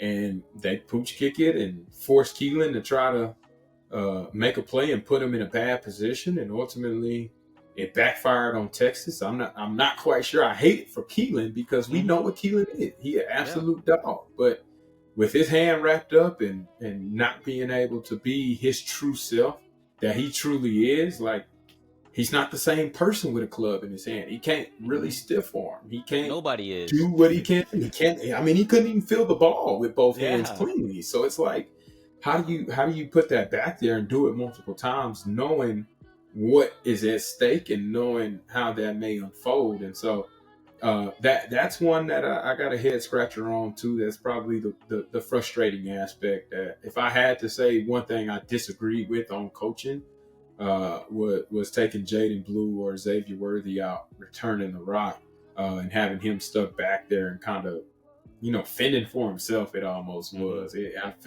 I felt bad for him because I know how Keelan is, man. I know the hard worker that he is. I know the mindset that he possesses. I know the skill set that he has as well. Obviously, took one back earlier this year, and such an explosive part as to why the special teams is as good as it was. But I didn't think that put him in a advantageous position to be able to be successful at that point in time in the game. And so that's one I head scratch on. And ultimately they got to answer to it, or they got to figure out why they did that. But yeah, I would have preferred, me personally, I would have just preferred to see probably Jaden Blue back there, maybe not a Xavier Worthy, save him from another hit and let him be as fresh as possible on offense. But Jaden Blue, absolutely put him back there and see what he can do. Well, he was doing well at the beginning of the game. Yeah, I mean, that's what I was like. I thought so. Yeah. I thought so too. So I'm not quite sure. I mean, we saw really all game long, and this was another observation that I made on the defensive side of the ball, was Texas tried every secondary combination possible. Yeah. Like literally every secondary combination. We saw Gavin Holmes, we saw Watts, we saw Jaron Thompson, we saw Derek Williams, we saw Taft, we saw Keaton Crawford. Like, we saw every combination. We saw Manny Muhammad, we saw Brooks, we saw everybody. Nothing worked. Like, nothing worked. They tried everything. I don't blame them, right? If it ain't working, fix it, or try to fix it at least. If it ain't working, we're going to keep trying to fix it. But it didn't work. But that's an instance where you saw, okay, they trying to figure out something. They trying to get something. They trying to make something happen. They trying to have some continuity. They trying to have some consistency. And even in that front seven, like they rush 4 or they're blitz, and it's like, damn, ain't nothing working. Like, Michael Penix Jr. played one of the best games of his life, of his career. He played lights out. The ball he threw to Rome Odunze in that fourth quarter on Ryan Watts. Oh my, down the sideline, right there, like 4 minutes on the sideline, right in front of my face, bro. Like, you was right there. I was right there, bro. Unfortunately and fortunately, like, it was a beautiful football play. I just hate and suck that it was against Texas, but like, dude, Rome only had to do this, bro. He just ran straight and he did this. To tell him, like, and it just hit his hands, bro. Like, I don't know. And like Penix Jr. They got great connection. Dude was the Green Archer out there. He wasn't me. He was. Yeah, that dude was freaking unbelievable, bro. He was. The receivers just had to just put their hands together. Yeah, he had a homing device, bro. Like his homing device was 100% accurate, and like wherever he threw it, his guys came down with it, and it wasn't just him, right? The receivers made great catches, contested catches. Right? I mean, that's what they've shown. Catch after Manny. Yeah, off the tip, right, bro. Yeah. to Game have that of much inches. concentration. Like Game of inches, dog. They was on. They played like they needed to play in order to win. Obviously, they did win, but like that was an unbelievable like top 5 performance that I've ever seen in person from a quarterback, and that was Yep. I said the that same was thing to Dion. I said the like I same said, thing to Dion. Like, I'm unfortunately, not like I said, right. it was Like, just I'm not against meat Texas. riding, bro. Like, that was the best, like, I mean, hey, the passing dude, performance that was it. I've But seen. that's the like second most yards in a what is the in the CFP. yeah, the second most behind Joe Burrow. Yeah, I mean, yeah, like that dude performed amazing. But that's what it looks like whenever you've played a lot of football. Whenever you have that type of experience, and then you got the chemistry that you do with your O line and your receivers. Like that's what it looked like. If Quinn could play like 3 additional years, Yeah. I expect Quinn to be throwing like that. Like that's kind of the expectation. If you're a starter and you have 6 years of starting experience, I know it's at different schools, but if you have that type of experience, and I know also you got injured, right? I'm not taking that away from him, but like you should look like that, in my opinion. Whenever you have that much talent and you have that much experience, you should look like that. And I'm glad he was able to do that. Number one, because just as a guy that's watched football players and watched quarterbacks and hear the narrative about, oh, he's too old, oh, this and that. Stetson Bennett goes out and win a national championship last year. Obviously, he was super old, right? But same way for Michael Penix Jr., he got this opportunity. He gonna be considered super old, but like that's what you're supposed to do if you in that moment. You that age, like go dominate like a 24-year-old or like a 25-year-old. He's the same age as Trevor Lawrence. Go do that. Right. Insane. Go showcase that. Insanity. Go showcase that. Because there's other people that's that age and not doing that. And so it's like, that's where I still give him his credit. Like, I'm not saying this as a slap to his face or nothing. Like, no, man, you worked for this moment. You got this opportunity. Now go showcase that opportunity. And he did absolutely that. Like I said, one of the best performances I've seen. Joe Burrow was another top 5 performance whenever they came and played against Texas in Austin. You was there? You was there for that one? Bruh, oh my God. Unfortunately, yes. That's right. That's right. That's the yes. Taysom Hill also. That was another one, right? Unfortunately. Man, I've heard stories about that Taysom Hill game. Bruh. You know, I wasn't working in the market yet, but now he came out here and started going crazy. That mess around being one of the top performances, like, ever from a standpoint of a dual threat guy, like absolutely going nuts, bruh. Like it was nothing you could do. It's different because Michael Penix Jr. was surgical, right? With passing. He did mix in the run a little bit, but that wasn't like what he was doing that really broke the back of Texas defense. It was him throwing dots everywhere. But Taysom Hill did whatever he wanted, bro. Like, he did whatever he wanted. And it sucked. It sucked. But, like, it's cool from a football perspective, just as a football junkie to watch greatness and watching what it is. And so Michael Penix Jr. put on a great moment in the CFP, and it took all of that for Washington to win, because if he wasn't that, Washington probably does not come out of that game victorious. So hats off to him performing when the lights was brightest and on that stage. I think we had Kalen DeBoer where in the pregame he mentioned that Michael Penix Jr. was going to play well. Like he basically was like, you know, they prepared for this moment. They have this moment, like Michael Penix Jr. is ready for the spotlight. And he literally said, like, he's about to go play lights out. And for Kalen DeBoer to have that type of confidence in his quarterback before the game is even played, and to believe in that, and then Michael Penix go out and prove him right, that was that was one of the like, hey, I told you what was about to happen. And it happened, so believe me whenever I say it. But it was just it's one like of that those Mike moments. McDaniel clip on Hard Knocks. I don't know if you've seen it when he gets that touchdown. Exactly. Yeah. Exactly. Whenever he calls his shot, absolutely. Like this is what it is. That's what happened. Kalen DeBoer called his shot for Michael Penix Jr. It was like I said, unbelievable performance. But it took all of that in order to win. Otherwise, Texas probably finds a way to come out on top if he doesn't play like that. And I think that's a testament, right, for where Texas is at right now. For Michael Penix Jr. to have to do all that just for them to get the dub over UT. And what I'm really was impressed about watching that final drive for Washington, I count 3 freshmen on the field. You know, Derek Williams, Manny Muhammad, Anthony Hill, pivotal positions. You know, and to me that says, man, this program is set up for success for the next. They know how to find them guys. Yeah. So where do you think this program's headed, and does it really do feel like the foundation that Sark has built is going to kind of trampoline to more and more CFP performances and just success for this football team? I do. And to go back to the first part of your question about seeing those freshmen and building up that foundation, right? Mm-hmm. What you love to see are those opportunities, right? You put a freshman in the spotlight. Hey, how do you handle this moment? How are you going to perform? We saw Anthony Hill Jr. week 2 against Alabama. Biggest game that Texas has played probably in the past 10 years.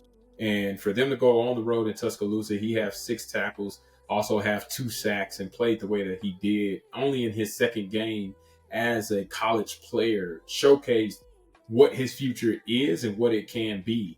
And then you talked about the other guys that were out there. You know, the Raptor, Derek Williams Jr. You look at Manny Muhammad coming on strong late. The Raptor? That's his nickname, bro. That's his nickname. Okay, do you know why? The Raptor. That's what they called him in high school. And we did the National Signing Day show last year. And dude was a pick machine in high school. From Louisiana, too. So he was New Iberia, he was kind of at home. Yeah, he's New Iberia. He was playing kind of a home game from that perspective. It wasn't too far from the crib, but that's what he called. So ever since we did it, that's Griff's guy, right? That's Mike live. Griff talked about him. Ever since we did that National Signing Day show last year, and his nickname was revealed as the Raptor, we've always been calling him the Raptor. So he back there, obviously Muhammad. Right in the Dallas area, being able to showcase his man-to-man, his coverage skills. And then you look at the signing class that just happened early in the signing day so far. Man, you got 6 DBs coming in. Yeah, Waco product. 6, bro. 6 of them coming in. And they all are like versatile athletes that could play the nickel or / star position because Jade's going to be gone, or the safety position. You got Jaron going. And you got to find some way to get some more depth as a couple of the safeties hop into the portal as well. So it's an opportunity that Sark has put on display, right? Last year, earlier this year, CJ Baxter gets the start. True freshman running back, right? You see that, you're like, oh man, it's for real. You see Xavier Worthy in his first year, whenever Sark was here for his first year, gets the start and played an unbelievable season in his freshman year. Like, Sark is not afraid to play it. Kelvin Banks going on his second consecutive year, probably will be number 3 whenever the season rolls around next year, of starting as a true freshman. Those are things that help build this program because recruits see that. We see what the transfer portal is right now. You see how many people have hopped in the transfer portal. You see how many people are making those position changes, making those team changes, making those switches. And it's like, if I'm not playing right now, I'm not happy.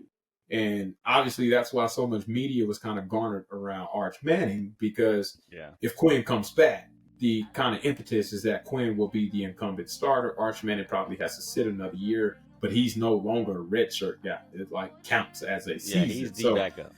He got a lot of that media attention because we're in a day and age right now where if you're not playing, it's basically go find somewhere that will allow you to go play. And so Sark letting these freshman recruits or these young seniors, young juniors in high school, letting them know, hey, if you one of the best players that's going to help us win, I'm going to put you out there. Those guys can really feel confident that I was right.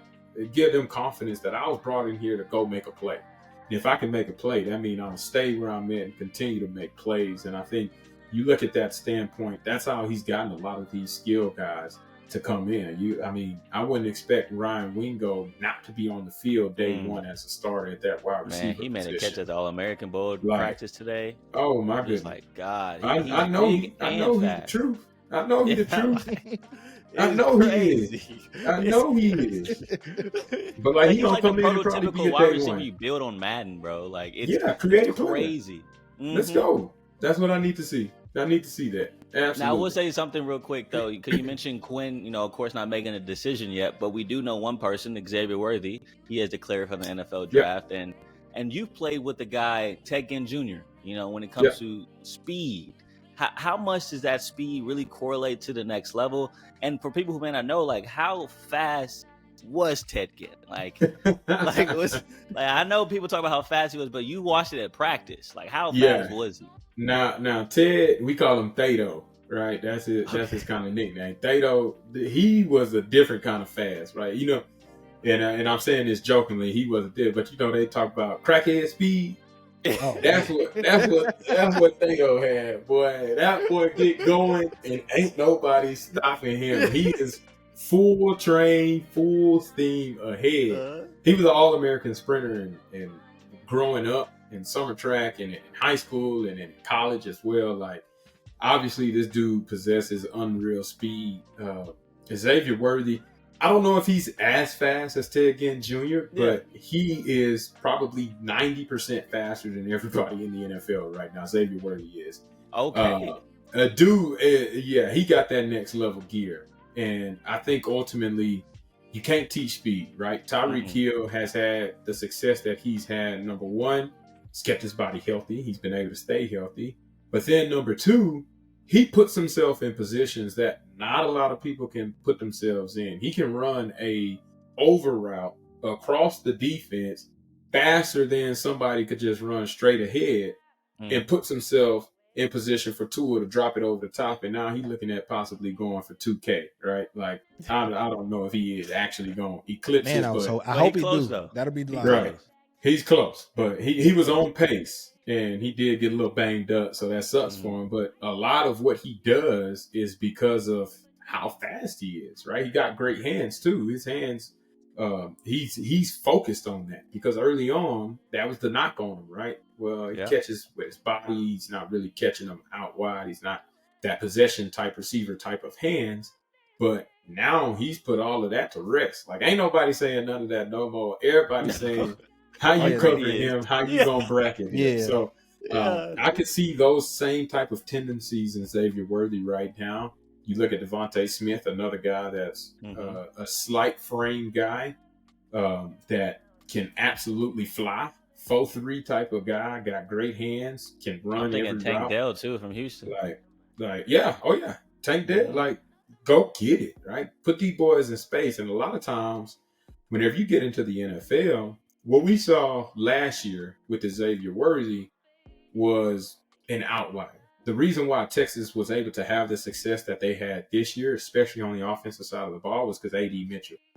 If Texas didn't have A.D. Mitchell, Jordan Whittington was going to have to step up and be that A.D. Mitchell, which I believe he's fully capable of, but he hasn't been utilized that way as an X-type receiver or as an outside Z-type receiver and made those types of plays. So having Adonai Mitchell on the field to be able to disperse the coverage in the way that you can and then do those one-on-one opportunities and let him take advantage of it, that opens up shots for Xavier Worthy and have the success that he has.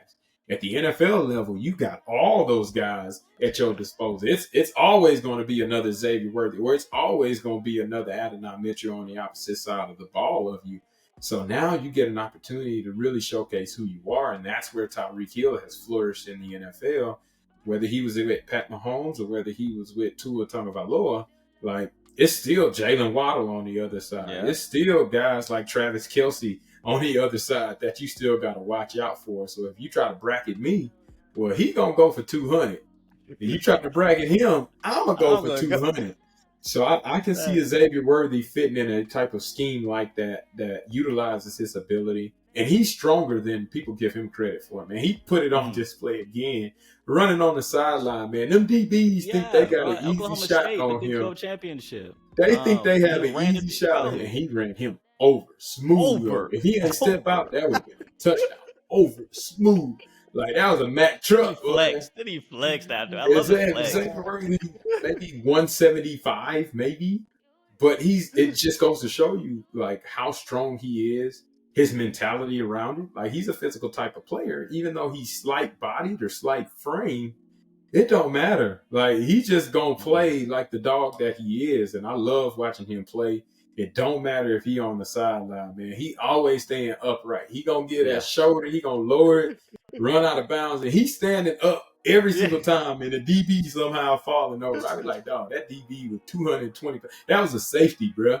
And he running him over. Ran him smooth over. I'm not. Yeah, like, it's crazy. So I'm not worried about him in the NFL.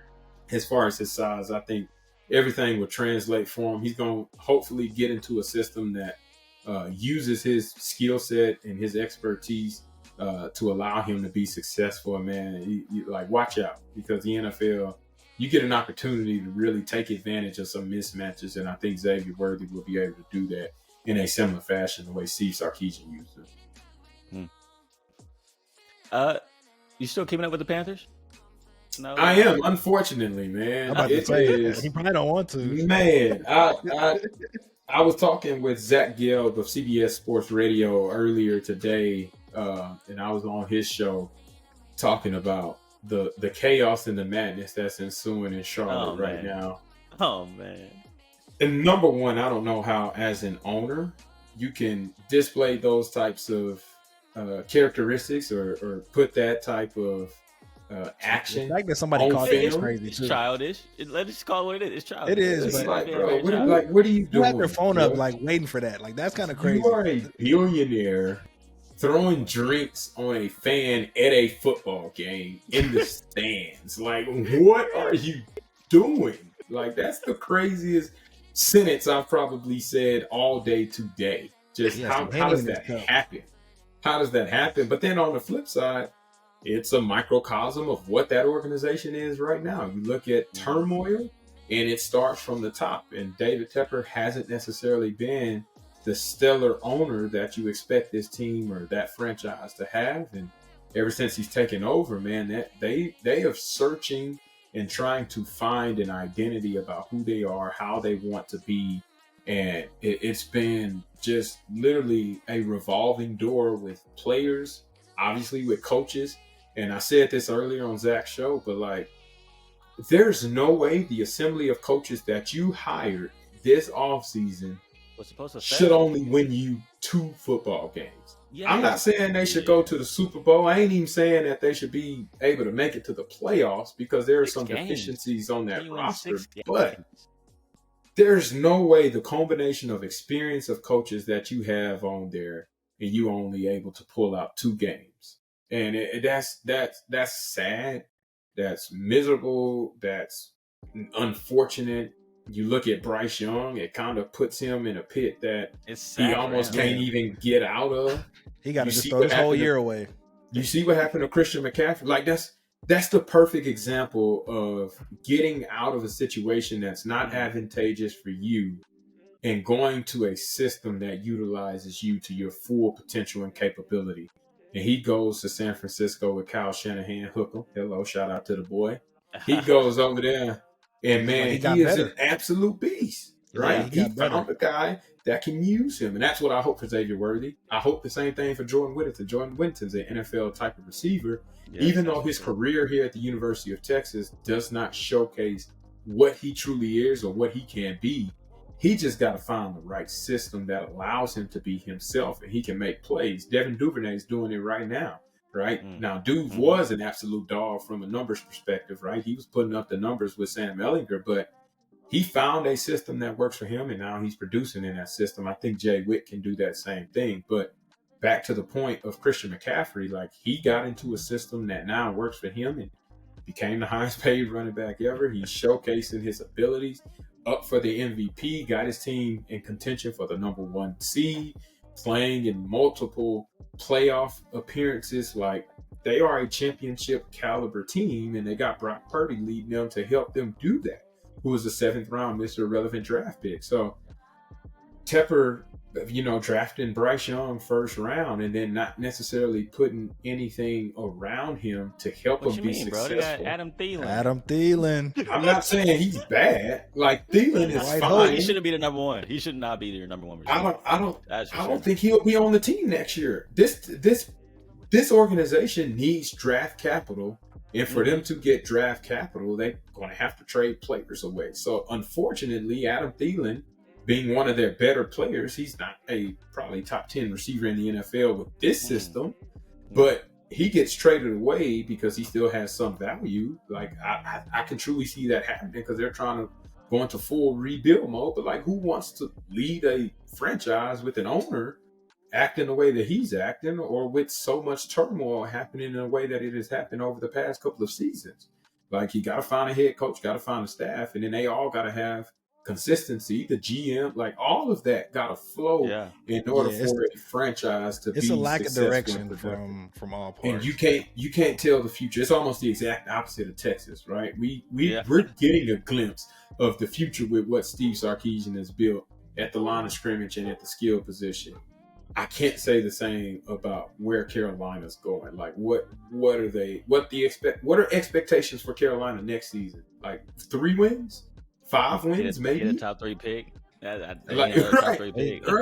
It's like you don't even know who's going to be the face of it. Like, Bryce Young is still going to be there. I doubt he gets shipped away or moved in his second season, but like, what help is he going to get? How are they going to make some free agency splash? They kind of put themselves in a bind with the offseason acquisitions that they utilize, their cap space, like all of that, man. It's frustrating.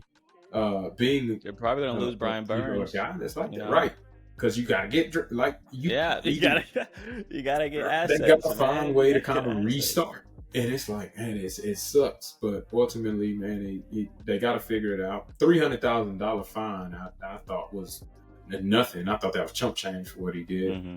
He might do it again if that's the case. Right? A little smack. That's all I did. Hell yeah! Right, I'm a multi-billionaire, bro. Yeah, I got $300,000. 2 more games left. F it. All right, that's to the normal person. Obviously, $300K is a lot, but that's in comparison to him. That's like losing $7. Right? He just dropped change on the ground, and they was like, all right, cool, bet. You go on about your business. So it's unfortunate for that organization. Obviously, they're still trying to get back to that winning type of attitude.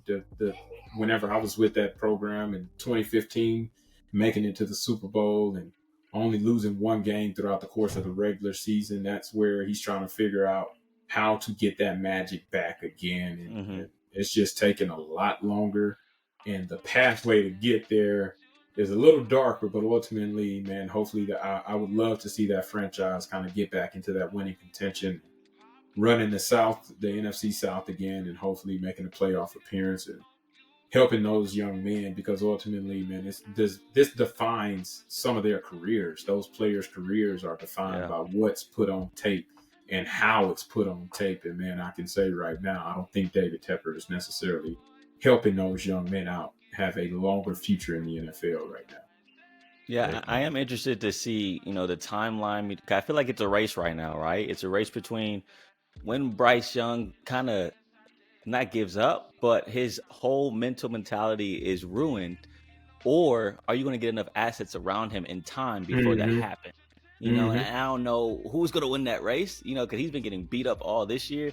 If he has another season where he's getting beat up again, I don't know. It's tough. It's tough in that position, you being a face of a franchise and having no weapons around you before you're mentally not prepared and not ready and defeated at that point. You get tired. So, you got it's a race. You got to figure out will they get the assets in time? Who knows? But I know one thing I did want to mention before I let you go is you brought this guy up multiple times without me even asking about him.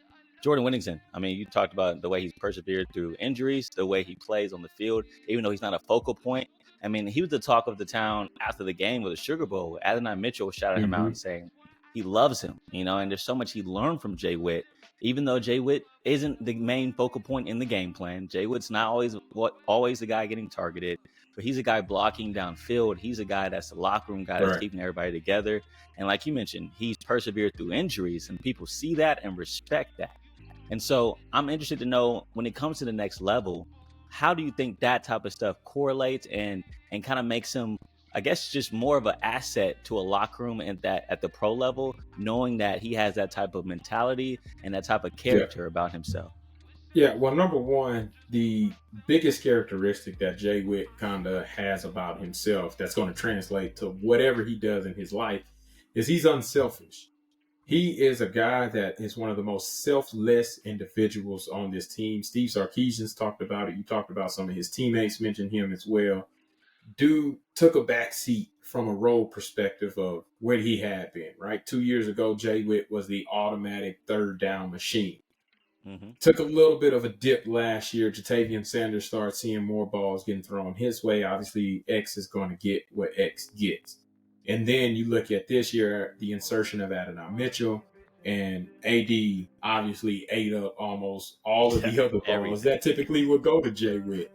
And rightfully so, AD is an unbelievable beast in and of himself, and produced and proved that he is a high-quality receiver in college football and will probably have a prosperous NFL career as well.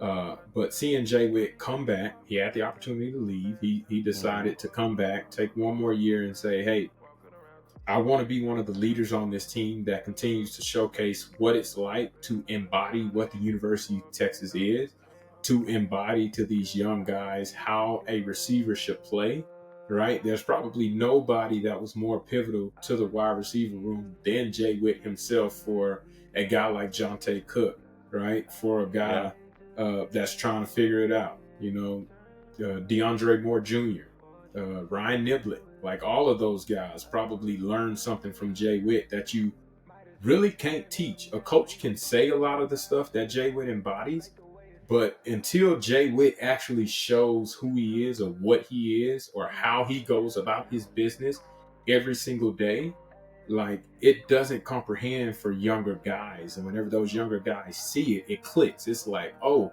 that's how you're supposed to do it. Oh, that's what it looks like to be a professional. Oh, that's how you become successful. And I truly believe that's why Jay Witt will have success in the NFL, just because he's unselfish and he's a hard worker. And eventually somebody's going to see that and put him in positions to win. I mean, gave up his own number to a true freshman. Yeah. You don't see that. It's like, you don't see that at all. Cool. He's like, cool, man. I'm not worried about the number. Like, the number doesn't define him. He's all about the team and how can he better the team. And he says it almost literally every interview that we've had with him on Longhorn Network, or anytime that I've even talked to him outside of football, right? He's just an unselfish individual in general. And that's where you become a legend, even if you don't have the stats to go along with it, right? He may not be top 5 receiving all times, may not have the most touchdowns all time, but he still becomes a Texas legend because of the way he carried himself, how he embodies what it means to be a Texas football player, the respect he garnered across the country and in his own locker room, and what the coaches say about him. And like I said, man, he's going to be a guy. You see it all the time, man. It's a guy in the NFL right now that didn't get the chances or didn't get the opportunities, and then all of a sudden they go into a system that can feature him properly and that can feature him in a way that allows him to shine. And it's like, it's just so many talented guys around Jay Witt at Texas. It didn't necessarily work out from a career perspective of having those, top 10 of all time receiving record. Like he's not necessarily going to be known for that. But ultimately, man, his career in college is going to be the biggest foundational piece for his success in the NFL, because he's going to look back and be like, man, I battled through this. I already know how to overcome this stuff. Now it's going to be my time and my opportunity, and he's going to make the most of it. Man, I can see him being one of those guys that has a better pro career than he did an actual college career. And you keep talking about systems, man. I always go back to, and you mentioned these guys, San Francisco, Kyle Shanahan and that offense, when it comes to the wide receivers. And Christian McCaffrey mentioned this in one of his press conferences of, man, you see all his guys of Brandon Ayuk, Deebo Samuel. That's why he's breaking out these big runs, because down the field, 20 yards down the field, 30 yards down the field, Deebo, Ayuk, blocking, and that's something that we all know Jay Witt is so selfless about. And so being so selfless about that type of stuff, I can just see him fitting into a system like that. Of course, Kyle Shanahan, Texas X, like, I don't know. I just keep thinking San Francisco for Jay Witt. And so if you go, if you go to San Fran, that boy going to be all right. Yeah, he will be just fine in San Fran. So yeah. If that's the case, man, it would be awesome to see him there. But ultimately, man, systems can help create who you are, right? And a lot of the greats of the NFL wouldn't be what they were if it wasn't for a particular system, at least at some point in time in their career. Now, they're great because What about they your also career, Fozzy? Sorry to cut you extremely off, but athletic. No. You good. Your I career. mean, What was your favorite system, and where do you feel like you thrived in the most? What year? I actually, even in college, man, the best system where I flourished was probably my senior year. I had my best season that year, but I was utilized more in the way that I would have loved to be utilized all my career. And it was with Brian Harsin. He came in from Boise State as the offensive coordinator. It was his first year there. And one thing that stood out about it was he used a ton of misdirection and motion. It's very similar to what Steve Sarkisian does. A ton of window dressing, like pre-snap, being able to get mismatches, being able to see all of the mismatches. It's extremely hard to prepare for. The only issue with what we had was we had young guys at the quarterback position. So it was inexperienced guys trying to figure it out. David Ash took over as a starter as a true freshman, and it was like, okay, we got some growing pains that we got to go through. But we didn't have consistency and continuity at the quarterback position. But if you go back and look at Kellen Moore and his college career, man, you see the consistency that he had, and that was all Brian Harsin. Brian Harsin was the guy that was there helping manufacture those types of offenses, and all he did was set records, and Boise State scored like 40 points every season. And it was just like, that's where they were, top five offense. And I see why. It's because the system that Brian Harsin ran lent itself for his athletes to be great at what they do, and not necessarily making all the athletes fit into a system that you're great at calling or running. And so there's a slight difference there. And this is no shot taken at Greg Davis, who was my former offensive coordinator, because I loved him too. It just was two different ideologies about how they call plays. And Brian Harsin did it one way, Greg Davis did it one way. I was successful in both, but I loved the offense that Brian Harsin ran because of the way that it allowed me to get certain one-on-one matchups, the way I was utilized at the receiver position and at the running back position, even going back at kick return. Major Applewhite was part of the return team. He was the special teams, I guess the guy over kickoff return. He throws me back there. I was able to have 2 kickoff returns my senior year as well. And that system allowed me to kind of flourish in a way that I hadn't been utilized in my previous career. So I talk about systems so much because it can truly make or break a guy. And if you want to see a great example of that, man, I look at, maybe this could be a bad analogy, but Le'Veon Bell, whenever he was at Pittsburgh. Yeah. Why are you laughing? He was I never was the same. Bad, right? Never was the same right. when he got out. When he got out the system, right? When he got out the system, he wasn't. He goes to a different system in New York, and it doesn't look the same. Yeah, and it was completely different, and he kind of fizzled out, and then you kind of never really heard about him again. And there's other people that have been a victim of like switching teams, maybe going to go chase the bag or try to be utilized in a certain way, and it doesn't necessarily. We see that all across sports. They do, right? And it happens, but that system, man, it can truly help create your identity, and it help create who you are and who you become, and it gives you confidence of some of the things that you maybe weren't comfortable doing, or it gives you confidence in some of the things that you hadn't been doing but knew you could do. Your coach sees that and actually puts that out there. You make the play, and then all of a sudden, now you're on a whole different level from a confidence perspective, which allows you to play on a whole nother level because you're like, yeah, I knew I could do this. Now I'm finally getting to realize that moment.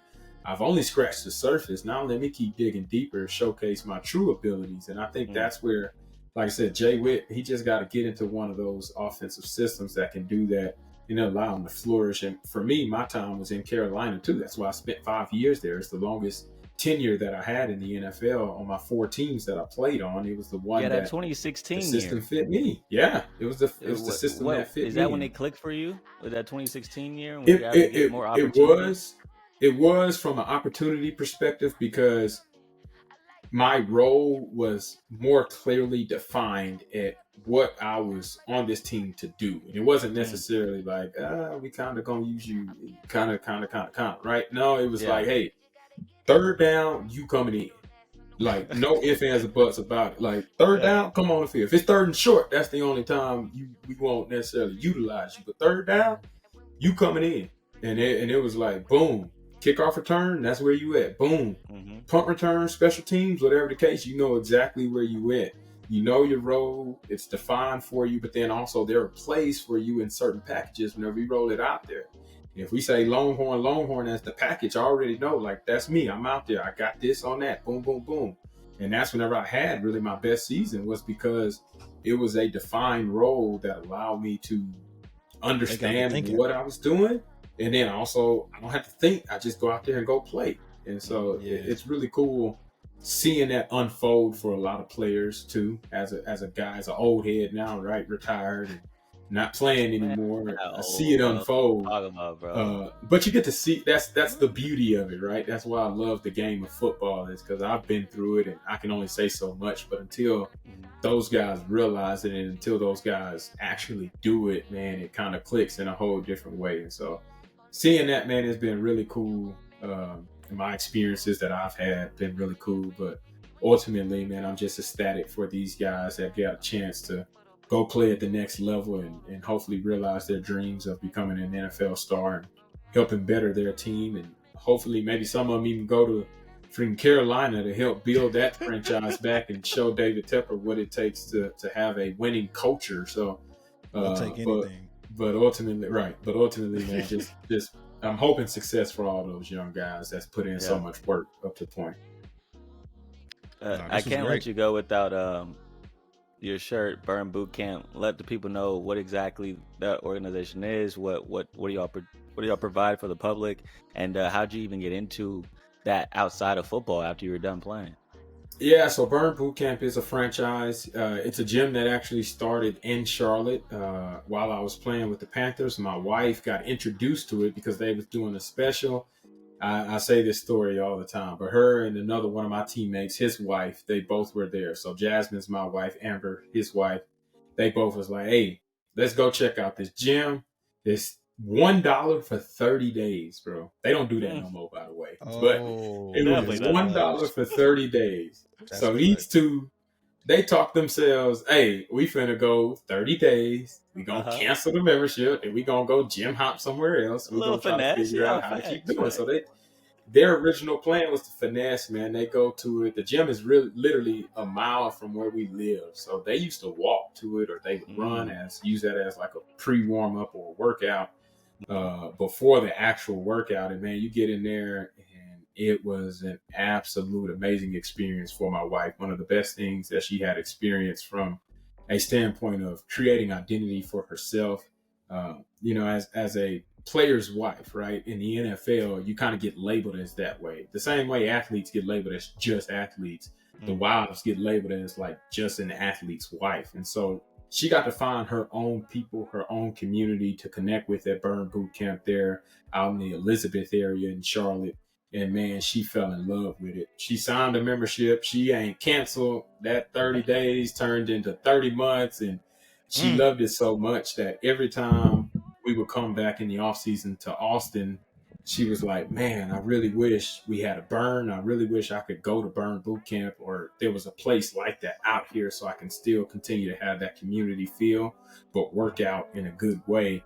And I retired, and she kind of put the bug in my ear. And ultimately I was like, well, I've been wanting to be an entrepreneur, but let's go into it together. We have a business couple with us as well. And man, we all went in and said, let's do it. And so we opened up our Burn in Cedar Park. We've been open for almost 2 years now. January 24th will be our exact 2-year anniversary. Congratulations. And it's been amazing. I appreciate that, brother. But 45 minutes of great work is going to challenge you. I think that's the best thing about it. A lot of people here kind of a group fitness area or group fitness gym, and they kind of think that's where women go, but ultimately, man, it's for anybody. Men can come out too and get a great workout, and you'll be challenged within those workouts. I'm still recovering from the one I did today because I was absolutely on the edge of falling out after eating all the fried foods in New Orleans. That's how we opened up the show. Yeah, that getting back. We opened up that the gumbo show. got to you, boy. Yeah, that getting back. And man, we had a conditioning day in the gym, and I was hurt. I told the lady next to me, I said, I feel like I'm sweating grease. I'm getting it up out my system right now. But that's what it's all about is providing that challenge, but ultimately creating a community. And that's where my wife fell in love with Burn Boot Camp, was a community that she created there. And now I'm getting to be a part of that here in Cedar Park as we build up what the identity of Burn Boot Camp is. It's only 3 in the Austin area. So ours is in Cedar Park. There's a couple that owns the one in Round Rock, and then there's another one out in Lakeway. We got universal membership, so you can go to any Burn Boot Camp across the country. But we also have our special right now, 4 weeks for $69. That goes all the way until January 28th. It's a phenomenal deal. Be able to check out what it's truly about. But man, ultimately, it's all about the community aspect and being able to provide that assistance, being able to be that help for those that feel like they don't know what help looks like, or maybe they're just getting started back in their fitness journey. It's been transformative, not only for the members in our gym as they go through their transformation journey, but for me as an owner and understanding where my role is and how I may be able to impact them and help them along the way. It helps keep me selfless, kind of like that Jay Witt role, right? I'm selfless in that moment, and hopefully helping them continue to realize, helping them realize their potential of who they can be whenever they fully believe and embody who they truly think they are, and they start to actually meet reality and perception. So it's truly amazing from that standpoint of the confidence Burn Boot Camp has given me and the members that have come through. And man, I'm hoping to have another prosperous 2024 with helping people transform their lives from the physical and the mental capacity. And drop y'all the social media so they can find y'all an address so they can get in touch. Burn Boot Camp Cedar Park. That's where we at, man. We on Facebook, we on Instagram, we're on TikTok. We put some good reels together. Cedar Park TX. That's where we at, baby. Come holler at us right down Bell Boulevard. You be on the TikToks, Fozzy? I don't. We got a team that runs it. I can't do TikTok, bro. That's how I know I'm old. That's like, man, I don't get down. I'm on Instagram all the time, but the TikTok, I can't get down with. It's not my cup of tea. So that's me showing my old age, man. Yeah, it's an acquired taste. It's a lot. Well, I'm definitely glad that your wife was able to find that community outside of being a player's wife. I know there's a lot of that happens a lot, trying to find that identity and being able to find someone that you can trust, and even just not just as a player wife, but just even anybody in general after COVID, just trying to find someone that you can hang out with, that you can chill with and vibe with, and know that like they're a genuine person, and y'all have the similar interests. And then for you having another business, I know that's been a challenge as well, like outside of football and trying to balance navigating that field. It's been amazing. Got other thing going on as well in broadcasting, not just LHN, correct? right. I'm Sirius XM as well. I'm doing that. Also, still running my nonprofit foundation as we do events and football camps out of that year round as well. So it's a lot of things that go on, but ultimately, man, it's well worth the journey, right? I want my kids. What's your sleep schedule like? Man, it's all over the place. It's sporadic, right? There is no true sleep schedule. It's whenever I lay down is whenever my sleep schedule allows me to have that moment or that opportunity. But ultimately, I got a support cast around me that helps offset the load. It's not just me handling everything. I don't want you to think that that's been the case, or the success that I've had in general was because it was all afforded by my hard work. No, it's been on the backs of so many other people that came before me. It's been my wife's sacrifice, and it's been my mom's sacrifice, and it's been her mom's sacrifice. It's been my kids sacrificing, right? It's been so many different family friends around, even the connections that I made while I was at UT. I'm still partnering up with people, being able to add some of that flavor into what we do at Burn Boot Camp Cedar Park. And that's truly the reason why I'm in the position that I am. But ultimately, I wouldn't be here if it wasn't for God to begin with. So honestly, staying on my religion path and keeping my faith strong ultimately has afforded me this opportunity that I'm even in this position, which now gives me the time to be able to give to others. So it's me kind of bringing it back full circle, right? You talk about Jesus, and I know I don't want to get too biblical from that All standpoint, right. but Hey, Jesus always let's talks go. about being a Let's servant. go. Floor is You open. know, he was a servant, washed his own disciples' feet, gave his time, which is the only thing that you can't get back. And for me, that's where I feel like I'm in that part of my life, is being a servant to others, right? I want to give you my time because that's the most precious thing I got. I could be playing with my kids. I could be playing with the fam. I could be playing video games if I wanted to. I could be go out watching football, whatever the case may be, right? I could do all these other things, but I decided to give my time accordingly. And that's because I want to be a servant to others and helping other people be uplifted in a way that I've been uplifted in my life since I've been on this walk and this journey with God. So that's where it truly starts and where my selfless nature comes from. And I hope to continue to be that for anybody that is around me or anybody that I touch, and just be a positive impact. Even if we have one conversation, man, I want y'all to walk away with, man, that dude, he's living life, right? He's doing it the right way, or he's enjoying what life is. And that's truly how I want to live by and be remembered by and embody that characteristic each and every day I talk with someone. Well, I know I'm blessed to be able to say I've known you basically my whole life. Back in the gap, baby. P-Land.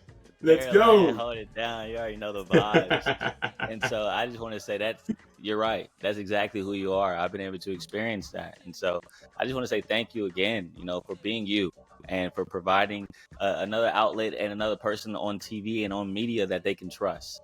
And so thank you for even stepping into this field of media, because, man, you provide such great insight, even in this interview today. I mean, you're all over the place, bro. You know exactly what you're talking about, dude. Like, it's great. It's great. But I also know that football season's over, but your workload isn't over. And so I know a lot of people may be thinking like, oh, football is done, so Fozzy must be done with media stuff. That's not the case, though. You told me you're in basketball too, correct? Yeah, so we'll be doing basketball. I take a slight little break from SiriusXM radio. They bring in a guy that knows way more than basketball. I ain't played basketball, right? That's not my area of expertise. But they bring in another guy, and we kind of take turns. I dabble in it, right? I still study it. I still watch it. I'm still analyzing the game of basketball. It's not as if I don't know what's happening. I just maybe not the most, I guess, rewarding person to talk about what's happening whenever they have more qualified individuals. So we kind of take that switch off. And then once spring football rolls around, I'll start making my way back on the microphone and start talking about season previews, getting prepped for media days, and then the season comes under the way. And man, it seems like I'm only off for a week and then I'm right back at it. But ultimately, it's a much needed break. Like I said, I'll be doing obviously my burn stuff, so I get to focus a little bit more time on getting into the gym, seeing my members more, being able to do some training as well, since I am one of the trainers. So it opens up my schedule to, like I said, be a servant in a different capacity. That's awesome. Deon, man, before we let Fozzy go, anything else you got? Nah, man, this was great. I mean, I never know what to expect with any of our guests, but I mean, you delivered. You over-delivered. And like Cory said, man, I thank you for taking the time out, man. This was an honor. This is another great episode. I mean, shoot. Any final words, Cory? Yeah, I just want to say thank you again, Fozzy. Like, real talk. No Like, you know. So I appreciate that. Continue doing what you're doing, bro. Because you are killing it. You are absolutely killing it in all platforms, especially all your outside ventures. I know it's a lot on your plate, but man, you're doing a really good job while also you make it look easy. Yeah. I'm trying, man. It's not easy, but I try. My son wants to do a podcast, so I'm gonna have to call y'all for tips, right? My wife trying to do some branding stuff on his Instagram page right now. So I'm like, oh Lord, I gotta get all this stuff set up. I bought some wireless microphones today from Best Buy, thinking I know what I'm doing. So we already invested. I'm trying, man. I'm about to figure something out. I will research everything, but we'll see how it goes. But you'll get it done, though. Your track record says that. Your track record no question. Says that. For sure. That's for sure. Well, thank you, I appreciate y'all having me on, man. It's been an honor being able to chop it up with y'all, man. This is great. All right, y'all. That's Fozzy Whittaker. Thank you so much, man. Well, that was great. That was awesome. Oh, my goodness. Jeez. Yeah, blessed to know that guy. Banger. After banger. Man, should we name him? Jermichael Finley, Alex Okafor, then Fozzy Whittaker just now, and bro, we had David Benda 3 weeks ago. Like, Hey, we racking the mugs up, bro. Yeah, we racking the mugs up, bro. Hey, look at us. Who would have Uh, thought? Unshameless plug. If you're looking to, support your boys, any money, hey, we're accepting it. If you wanna throw some money, any kind of way. If you wanna buy something, just let us know, man. Yeah, just let us know. Just let us know. If you wanna, and unshameless plug as well. Don't forget to like, comment, subscribe. Wherever you see this at. If you're listening to us, leave us a rating, a 5-star rating. I think you can do that on Apple. Just any way if you want to support, those are the ways. Like, comment, subscribe, comment. Show the boys some love. But man, this was a dope interview for real. Really dope. Yeah, toss some coins, man. Like the church basket, toss that mug around. Let us have a couple coins while you're out here listening to the podcast. But yeah, just thank y'all again for tuning in to another great episode. And Deon, how we like to end this mug, bro? YERRRR.